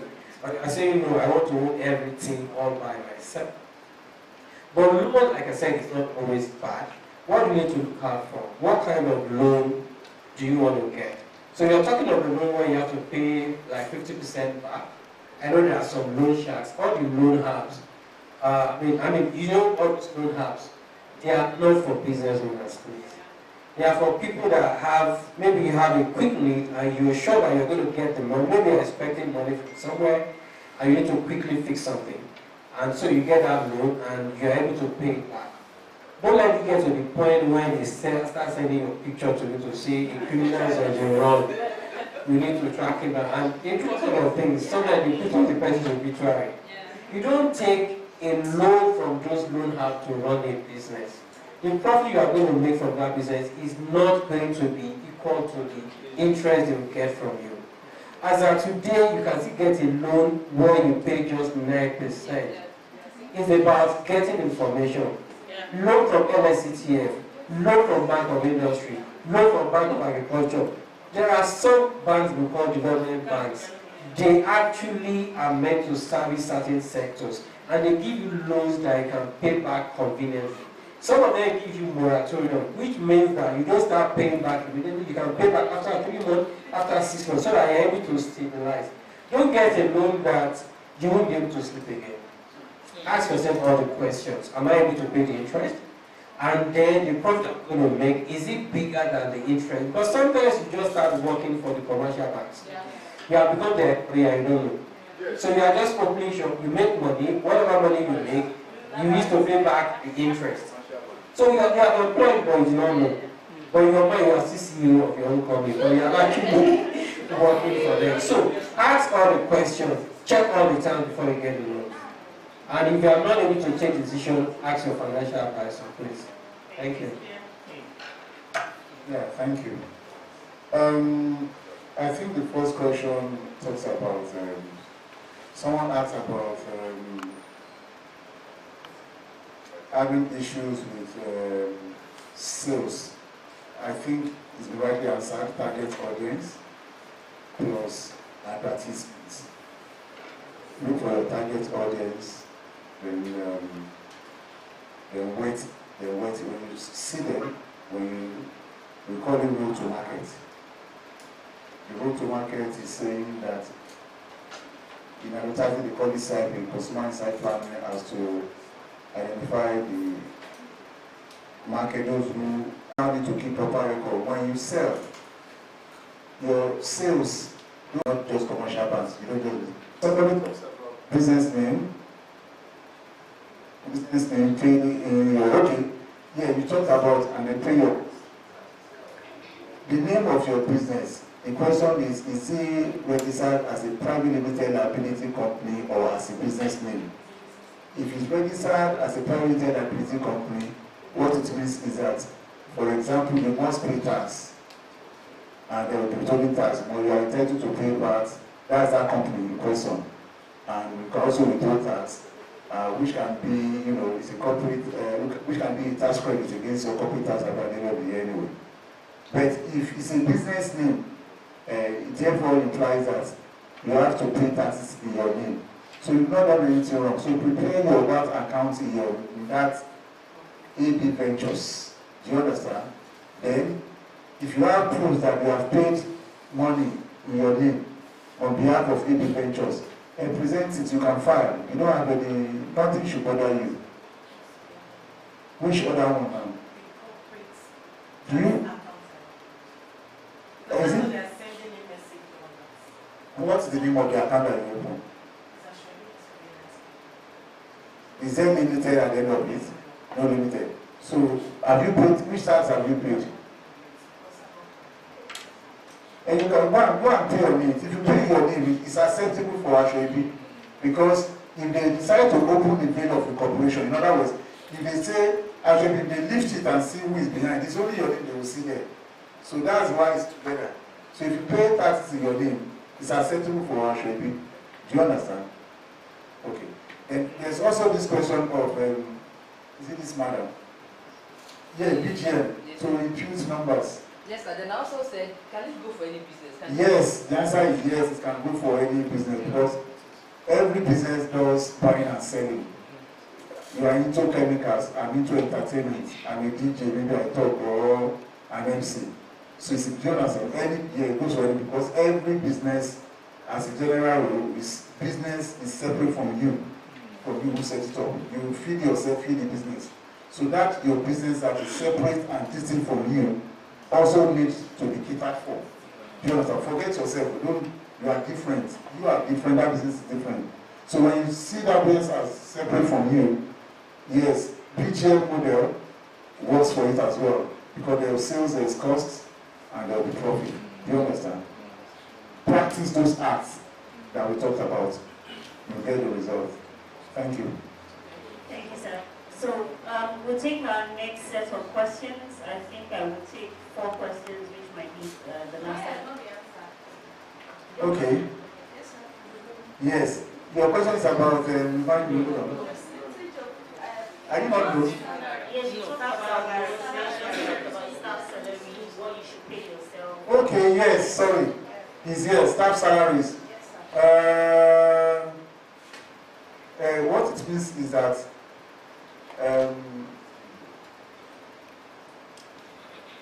for every business, you must plan. Do you understand? There must be planning, a series of planning. Well, for example, at the beginning of the year, that business you are doing, you plan that you will achieve 1 million naira at the end of the year, for example. You plan for your sales and you plan for your costs. While you are doing your planning for your costs, you are also going to plan for the staff. So the kind of staff to engage, you did not do the planning. That is the problem with your business. Do you understand? So what type of staff do I need to achieve these sales? they will collect 100,000 in a year. But the cost should not be more than 20,000. I think I'm only going to take IT or contract staff. It's only contract staff I'm going to take. Come and do the work and I pay you, or outsource do these tasks and I pay you for one-off basis. So at the beginning of the year, when you are doing your staff scheduling, okay, so I'm now when you are doing your planning that relates to staff, do you understand? You know, your cost, the cost is saying 100,000 is what we voted for. You will know that if it's 2 staff, if it's 3 staff, including yourself, if that 100,000 can pass, yes, we will put you to join you. If it's only one that can join, or if only by contract staff, the others can come and do, well, I pay myself 70,000. You come and do this when I need you. They go to 30,000. Do you understand? So that's what you should do. So you probably don't need full staff. The body is yourself and a source staff. Thank you. Thank you so much. I guess all questions have been answered by now. Let's take another set of questions. 1, 2, 3, 4. Okay, and 5. Would that be all? So we have 5. And then let's just take this 5 now. If we have time to take more, then probably. Let's take it.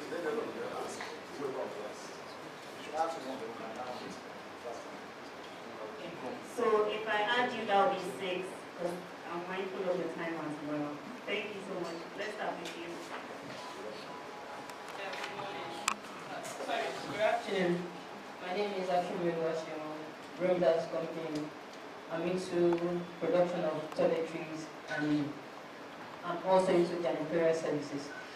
My question goes like this. It's not really a question, but how can we access grants, or how can we get grants? Because I've been cracking my head over 2 years now. I've gone online but I'm not really getting the answer I want. And it was Mr. Oluseyi, was talking about equity or thereabout, how we can how we can partner with someone in order to elevate our business. Please can you share more light on that? Thanks. Next person, please. Good afternoon. Thank you so much, and I must appreciate that I'm very fortunate to be in this list. It has been a very fruitful stop for me as a person. But the challenge I have, my name is Mutu Akipelu. I'm into solar and electrical installation businesses. But the challenge I have, I think it has to do with the major startup business challenges. At times when I have some clients, maybe they want to give us some projects to do. They will tell you, okay, this project, for instance, let the project is like 10 million, for example. Say, okay, we can only give you 50% to start all the some will even say, when you start, you can only give you 30% this and that. But when you are now going around just to source for funds, there has been a new business. It's been a very, very tough time, and if there's something along the line, you lost those opportunities. So my question is, what can the startup business do to start it? Because that's been a very, very tough period. Thank you.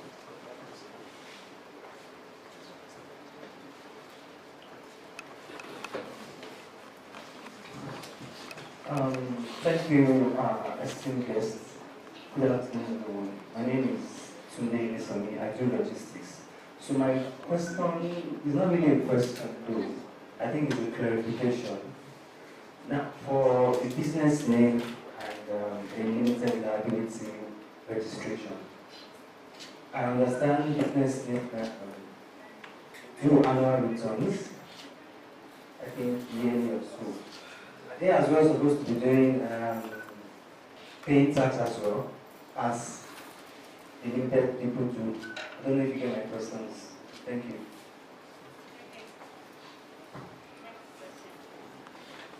Thank you for this session. Quite insightful. Is there a question I want to ask to Dr. I want to ask about your software or this model.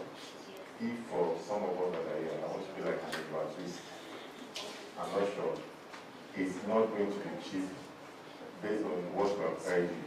But for the fact that we are here, you know, it sounds quite tantalizing when I saw all the stuff that, how can you help us, your business, children? So that maybe because we are here, there's going to be a rebate that you can give us. Some of us will want to, because really it's very easy to come and hear all these very wonderful things, but you will go back. But I'm sure the purpose is there is for people to be able to deploy it, and we may not be able to afford it. What can you do for us, these small children? You know, thank you so very much, sir. So that we could, perhaps there's a special rebate you want to give us, so we can put it there, and we can be that woman that went telling Jesus about him after the encounter. Do you understand? All right. Good afternoon, everybody. My name is Omola Pakitan. Okay, my first question is on enterprise. Is it advisable to get loan from Bank of Industry? 1. 2. Okay, for limited liability. Company tax, how do they get it? 3. On MSM Africa, I saw a link for GIZ for trainings, but they were asking some sensitive questions like LIPO and things like that. Can you help us address it? Yes. Yes. As at Monday. I saw your picture. Thank you. All right, next question, please. Good afternoon. My name is Bukia Ajay. I'm a retail community pharmacist. I don't need a clarification. I think I heard someone say something about costing. That when you borrow, your money has to be twice. I'm not too sure, so I don't need clarification. Any other questions? My name is Hannah Stewart, and the CEO of the Company Fashion House, where we produce handmade bags and footwear. So I'm a small business, and I started the business with little capital, but the way the business is growing, let me say, in management, I'm shaking. Firstly, the demands I have, it needs more equipment and investment. So what I do mostly now is that I reinvest all my capital and all is going back to the business, and still the money is no. I'm not saying that the money is enough yet. You can't hear me? We can hear you. Okay, that's good. Sorry. So, my report has not really balanced. It's not, I need it out to balance it. My account is not balanced.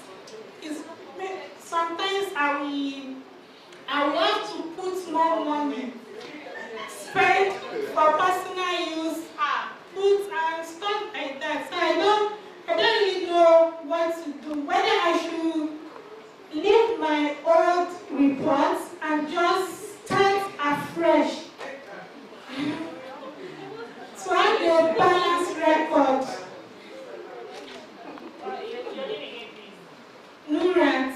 All right, I think Mrs. Oyebolu, I want you to actually respond to that. Thank you. Please, before you sit, make me understand. You were saying that the orders you get is bigger than your capacity. Yes. Most of the demands, sometimes they will send a custom order. Since it's handmade, sometimes I will not have that equipment at hand. So now, instead of me to wait, I will need to fund from my own personal money to get that particular job done. Yes, my business is not up to that level to buy equipment. Do you understand, ma'am? So aside from everything fashion item, I run Lovebox.ng, and Lovebox started one February 13, 14 that we noticed that we got a lot of men. They came to the page. They wanted handbags and shoes packed properly for their ladies, and those ladies are my customers. They just buy bags and shoes. So their men are seeing the everything fashion item nylons with them. So you know, something men and Nigerian men. I'm sorry. February 14 in the morning or February 13, they will now come at night and say that, please, my wife buys shoes and bags from you. Can you help me package something for her and deliver to this address? So we got a lot of men that did that year. So the next year, I decided I'm going to go and learn how to make boxes. So I entered Motion. I did like a 6-month course. I learned how to make handmade boxes, beautiful ones. In fact, so when you get to the page, you will not know that I made one. And the next year, the next Valentine, we got a lot of orders. In fact, at a point, I think I fainted because we got much more than we could. And I didn't know that it was that much. I just kept collecting orders, getting orders and all. So that's not where I'm going to. I just want to lay that as a foundation. So when you want to go into the box making business, what you only need is buy straw board, paper, gum, glue, and handkerchief. Then I am a very creative person. I like to go the extra mile. So people will come and say, that box, aside from the ribbons that you put, can you help me write "I love you, baby" on it? I'll say, don't worry, we can get it done. I don't know how to do it. So, and I don't, except you can handcraft all of those words out, which I don't have the patience to do. So I looked at one graphics guy around my house and I told him, can you help me do this? Just write it. I will use my scissors to trace it out. So I started that way, but at a point, it was not looking okay again. So I looked around. I started asking questions because where I learned from, they don't write all of those things. They just do plain box and you come and carry your thing. So when I made inquiries, there was one machine, quick cut machine, that we needed to buy. At that time, I think the particular quick cut that I wanted was 850,000 naira. For a business that started because of Valentine's Day. So when I told my husband that we need 850 for machine to buy, my husband just looked at me and said, you don't know what you are doing. Does that business, does it have 500K to buy, to at least if you have 500K, we can add up 300 or 350 for you to buy it. I said no. How much does the business? I said maybe 75. He said that guy that you go and meet that will write it out and you now use scissors to trace it, keep going to meet him. Keep using that guy. Then I was using it, but I was angry that you have 850K. God, just give us, we'll be returning it back small. He said you are not serious yet. When you are serious and the business can do at least half of that money for that machine, you can get the remaining half from me. And I think I did everything, I squeezed it. We got for 25,000 naira. And he now asked that the other business that you are doing, that is bringing crowd from like the everything fashion business, can you give us 400,000 from there?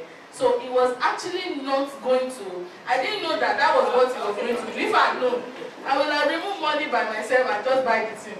So he said that let the other business buy, added the remaining half, and that was what we did.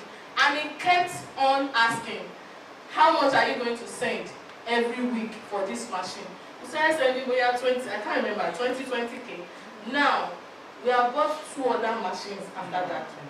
And that business, that Lovebox business, bought the machine sold. So my point, it is gradually. don't rush. If you remove from your personal pocket, make sure that you return it back. Don't just say, it's my money, nobody will hold me.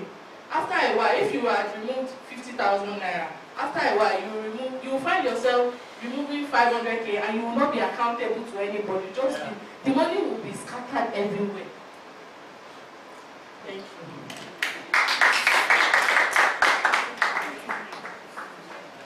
So let me quickly go before I give the mic to Remy. So somebody says, how can we access grants? Are you the NSM Africa coverage? Okay, so we post an average of 4 opportunities per day, at least 4. And so I know people have also come to me and say they are overwhelmed. Like you guys are just posting and posting. You don't know how to apply. The gist is you don't apply for a grant the day it comes out. You prepare for it ahead of time. So Tony Emmanuel Foundation grant that is $5,000 comes out, whether you like it or not. 1st of January 2025, the application will come out. It comes out every year and closes in March. But I know people have to come and meet 2 days to that and say, how do we apply for this? So what am I saying? There are grants that come like every year. Flourish Africa grant comes every year. So the Emmanuel grant comes every year. A lot of them agri-period. So use 1 year to prepare for it, if it's possible. Ask yourself, what are they looking for in this grant? What are the criteria? Do I meet them? You start preparing. Go and look for people who have also won those grants. And we do, we have platform where we bring people to come and talk to others and say, okay, this is how I want to the American. This is how I apply for this particular grant. We have a YouTube channel where you can go and watch it. Just at NSM Africa channel on YouTube. You see a lot of those things. To win a grant, you must be prepared for it because you know that thousands of people are applying for it every year. You are not the only one. So what makes your application spectacular? That's the question you need to ask. How do you tell your story? So 2 people, they are into in-crop processing. One person will say, I'm processing it, but the other person is saying, I'm solving the problem of post-harvest loss in Nigeria.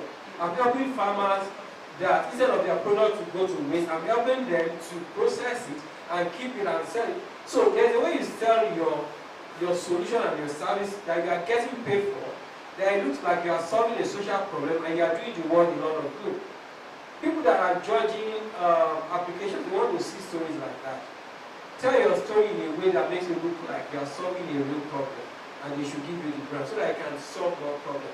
Then you need to talk about your figures. Solving problems, for instance, and I talk about the fact that we have 6,000 people in our community. So we have applied for the grant to say we want to reach 20,000 in the community, and this is what I'm asking for the grant. I can show them what we have done for the 6,000 and what I want to do for 20,000 and why I need the money so that I will be able to meet and to solve that problem. So tell your stories, share your figures, make it compelling, start preparing before the application comes out, and you can be sure. We have serial grant winners in our community. People that have won like 10 grants, and I'm not happy. People that it looks like it's just meant for them. They just keep winning, and that's what it gets to. You just need to have a hang of it that you know how to apply for it. So, start asking questions, befriend those people. I've actually had to connect a lot of people in the community to other people, and now they are even doing what they are doing behind me. They have become friends, and it's good. Do you know what I mean? But the gist is this: you don't just win it because you feel like winning, or you feel like you should give it to you. You must show your workings, right? There will be evidence.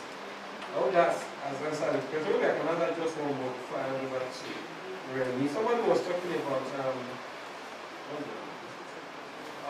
is it okay? The person that was saying that how can we do business with small and big organizations?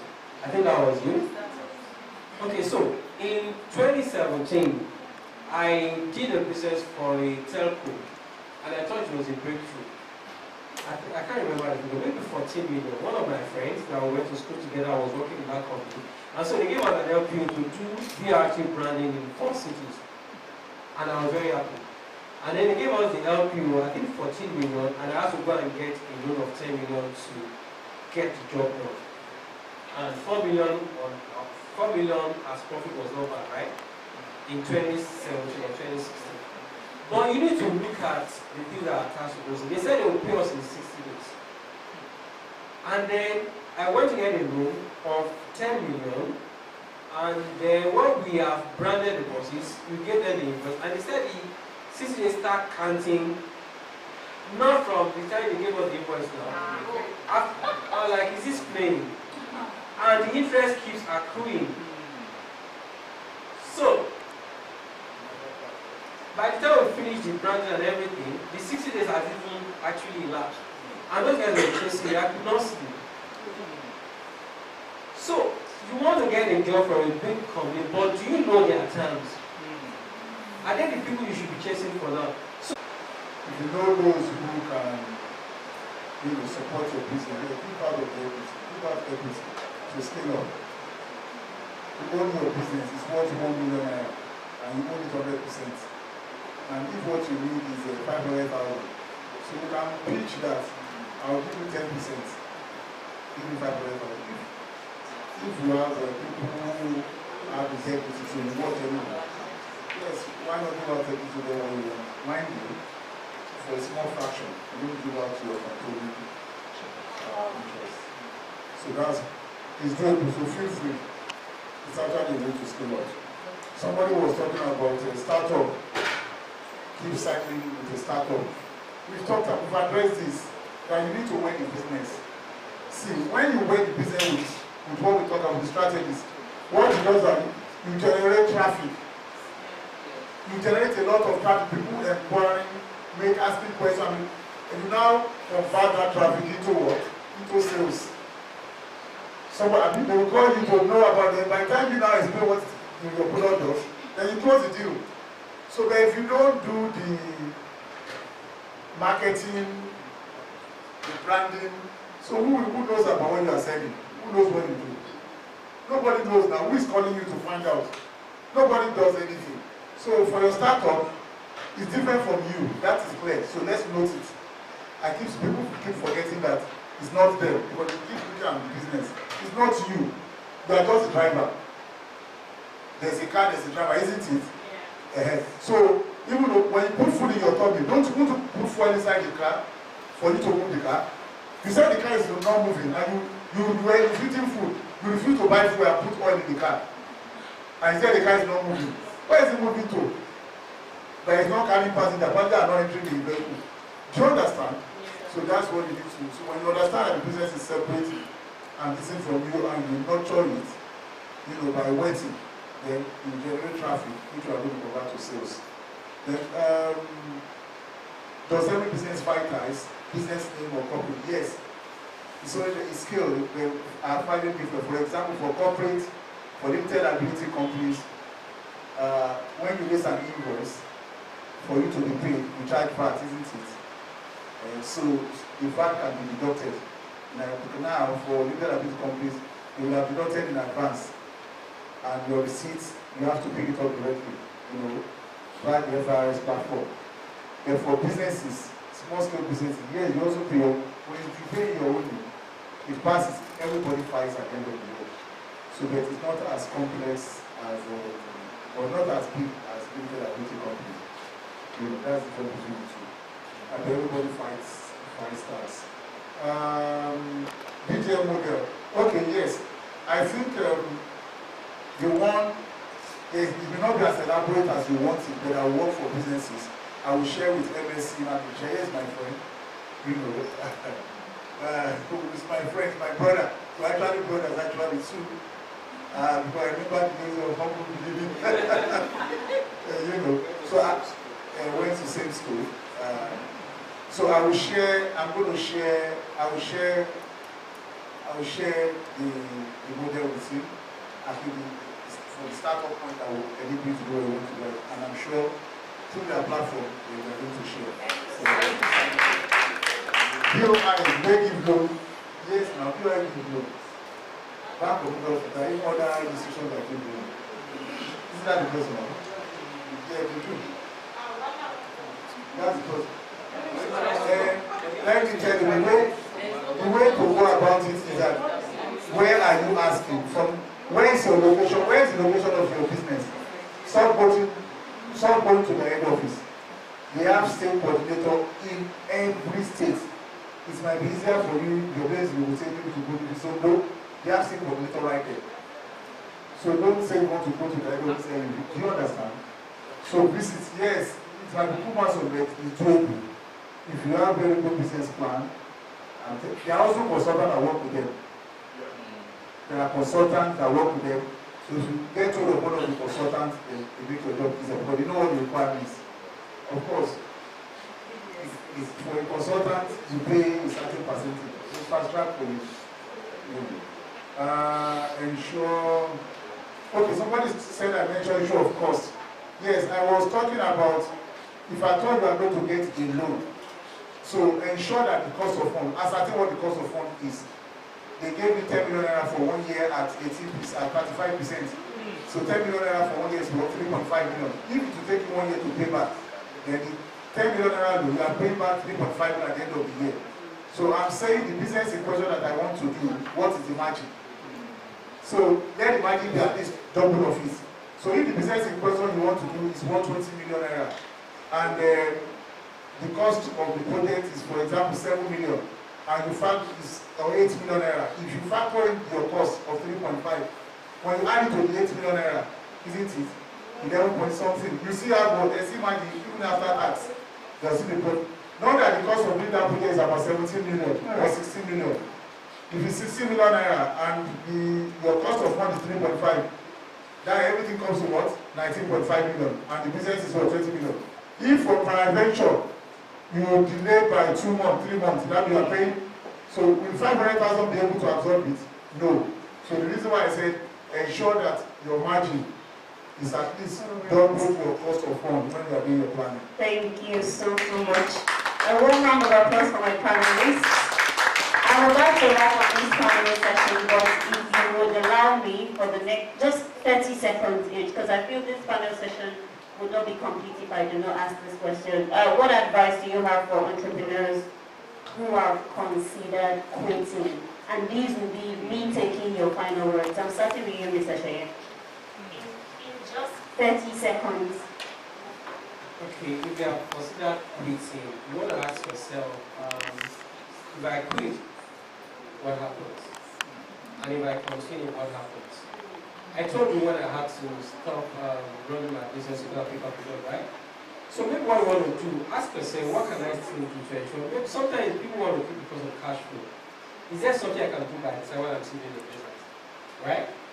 I own a training organization, for instance, but I also see training for other people. Maybe you want to see what you can do with other people so that you are not putting all in on getting business for yourself. Sometimes that's the pressure. So you want to ask yourself, what else can I do to keep bringing money so that I can stay afloat, reach my basic needs, and I still run my business? Maybe you have a skill, you can be a DJ over the weekend, right? You can be a DJ, you can be a photographer, you can just do some other things that can bring in money while you are still trying to stay afloat. So that would be my advice, really. Thank you so much. Thank you. I think I will talk about passion. So probably you need to examine if that thing you are doing is not stems out of your passion. If it doesn't, then that's why you are tired. If it stems out of your passion, then you will be tired. I recall we started out with sports business because I love sports so much. I used to talk sport on radio. It was 9 FM. I talk sport and like football very well. And meanwhile, I'm a chartered accountant. I was a chartered accountant. Then talking sport, that was my passion. So if you are doing what is your passion, you don't get tired. Even when you fall, you get up again. I will go to Super Eagles camp in Crusade in Benin, where I saw Sassy on the way. I will report back in the Quay from the Radio Lagos with my money. I was enjoying it. Then one day I had the opportunity to read news on radio, and they said, "Who was that? It's not our staff. We're not paying him," and the radio is like that. Sport news. Who is that person? By the time you are doing passion, you will be doing better than those who don't have passion and somebody is going to support you and say, "I think we need to start paying." No, we need to start paying, So be doing that thing that you have passion for, then for you to scale up, it will be a lot easier for you. Thank you. Thank you, sir. I think that there's one Yoruba adage, it's not adage, for the Yorubas here. Most times when you see people who want to quit, there are people that they say, they planning, you already envisage that the death will come. Let me just who die before the death comes. So take one day at a time. There was one project that I did last year. I didn't know that that's how it gets when you are onto a project. When I got to the middle, I just told my husband, you know what? All the money we have spent, leave it. I'm not doing it again. He just looked at me and said, you don't know anything. I said, I don't want to do it again. He said, you started it, you will finish it. So we are done with the project, we have started another phase now. And when we wanted to do the first payment for the first one, he said, are you sure you want to do it? I said, yes. He said, remember what happened last year? I said, I know, but don't worry, this is a new person. I will encounter that, and I think what affected me last year was the fact that when I sit down, I look at the end from the beginning. So I've learned to take the day as it comes, one step at a time. One step at a time. Don't rush it. Don't stress yourself with all the details. It's going to work out. Don't quit yet. Thank you so much. It's been an inspiring moment here today. We've learned about how to be resilient and great in a challenging economic situation. And this is where we draw the curtain. And my own last words will be from one of my favorite quotes. The world has no remote. You must stand up to change it. So you are that change that we need. A round of applause for my panelists today. And of course, my humble self. Thank you so much. Dr. Remy Olukoya, Deputy Director of Sweden. Okay, thank you so much. I beg your pardon. Dr. Remy Olukoya. Okay. Group CEO of PEX Green Group. Thank you so much. A round of applause for him. Mr. Sheyo Olotimi, founder MSME Africa, and Odunayo Oyebolu, the founder and CEO of Everything Fashion Item. Thank you so much for your time. Now it's time to take a group photograph. And we also have some gifts and packages for our speakers. Okay. Meanwhile, we also want to take feedbacks from you all, but please, let's just take our group photograph first.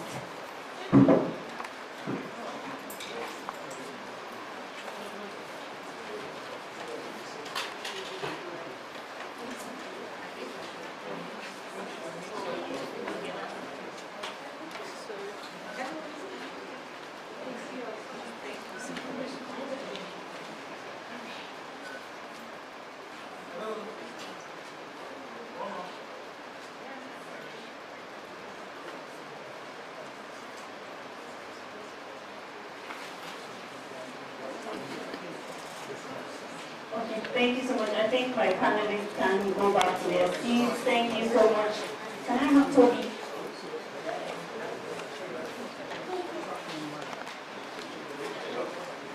Yes, please go to your seat, sir.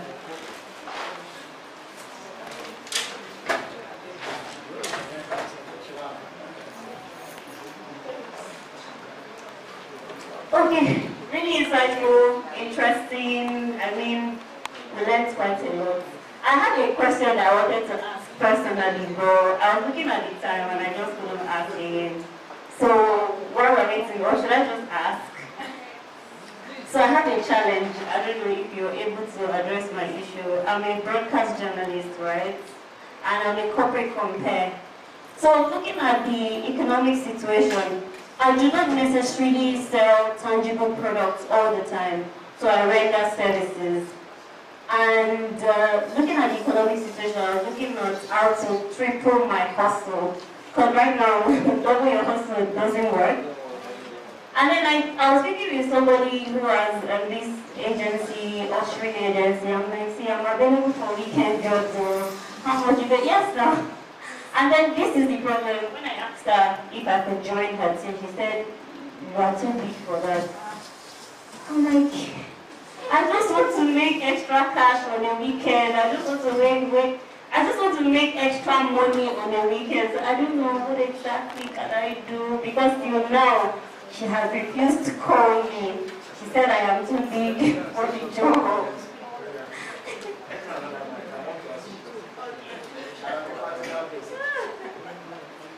So what do you say you do? Say it now. I'm a journalist. A broadcast. Journalist. And what? I'm a presenter. I also sell some. Broadcast and a presenter. You said you're a broadcast and a presenter. It's the compare. Yes, I'm a corporate compare. Corporate compare. Yes. So, who do you think did your service? People in the corporate world. Springs Limited. We run businesses for SMEs. We print, and then we are also into corporate gigs. Maybe quite a lot of people might need to talk to me today. That's that. And today, my take-home from today is, like I was discussing with my sister here, and maybe that's also something you need to look at. Sometimes a lot of us, we spend a lot of time learning and acquiring knowledge, and we don't understand that we don't know how to sell the skills that we have. So it means having a skill, and the skill you need to sell your knowledge are two different things. Having a knowledge of how to manage your books is a book knowledge. And also because of the kind of education that we have, we forget that after we have left school, the fact that you know so much about something is different from the discipline that you need to be able to practicalize or dispense the knowledge that you have in the business that you do. And I want to say a very big thank you to Everything Fashion and my doctor, because the things that is gotten here are actually so very practicable. And I want to say this lastly. The last meeting that we had here, I met somebody, Fumieri Subukola. She came from LSE, and I said I wanted to get her number. While she was getting her number to somebody else, I tapped the number. And when I spoke to her, she asked me, okay, when are you applying for a loan? I told her that my problem is not loan. I just needed capacity training. Through that, I've gotten so much, and like 2 weeks ago, I got a free training that cost them about 400,000 naira. So that was a contact I made her last year. So I just wanted to share that. Thank you so much. Please, I would like us to quickly present our gifts to the speakers and the panelists.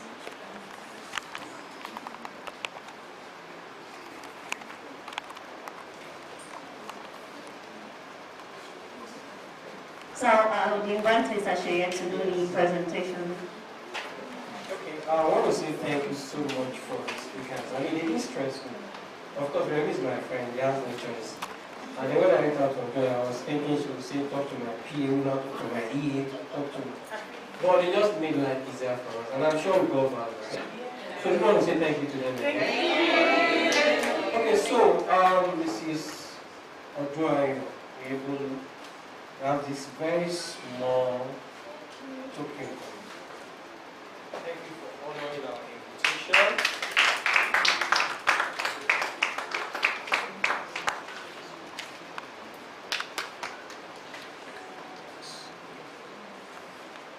Dr. Egon Koya.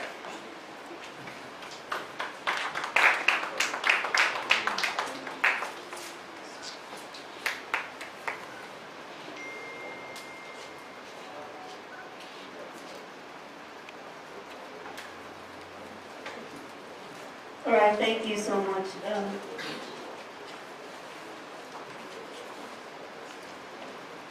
Thank you so much. We've officially come to the end of this business book series for MSME Africa for the month of September. It's been amazing having you people. You guys have been wonderful. Thank you so much. A very big thank you once again to our speakers and our panelists. Thank you all for coming. Some people came as far as they could. Despite the rain, you still made it here.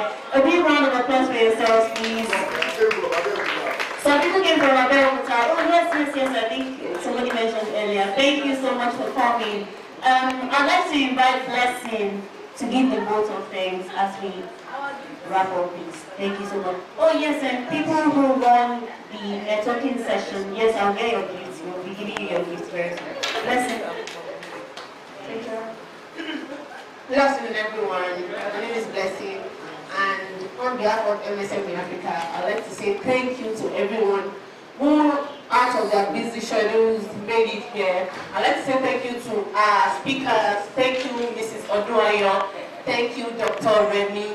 We are very grateful, and thank you to everyone that made it here. Thank you, despite the rain, despite the circumstances that surrounded this morning, yet you made it here. So I want to say thank you to everyone, and I hope we have learned one or two practical things that we can use to scale in this turbulent economy. Thank you, everyone. See you in the next BDS.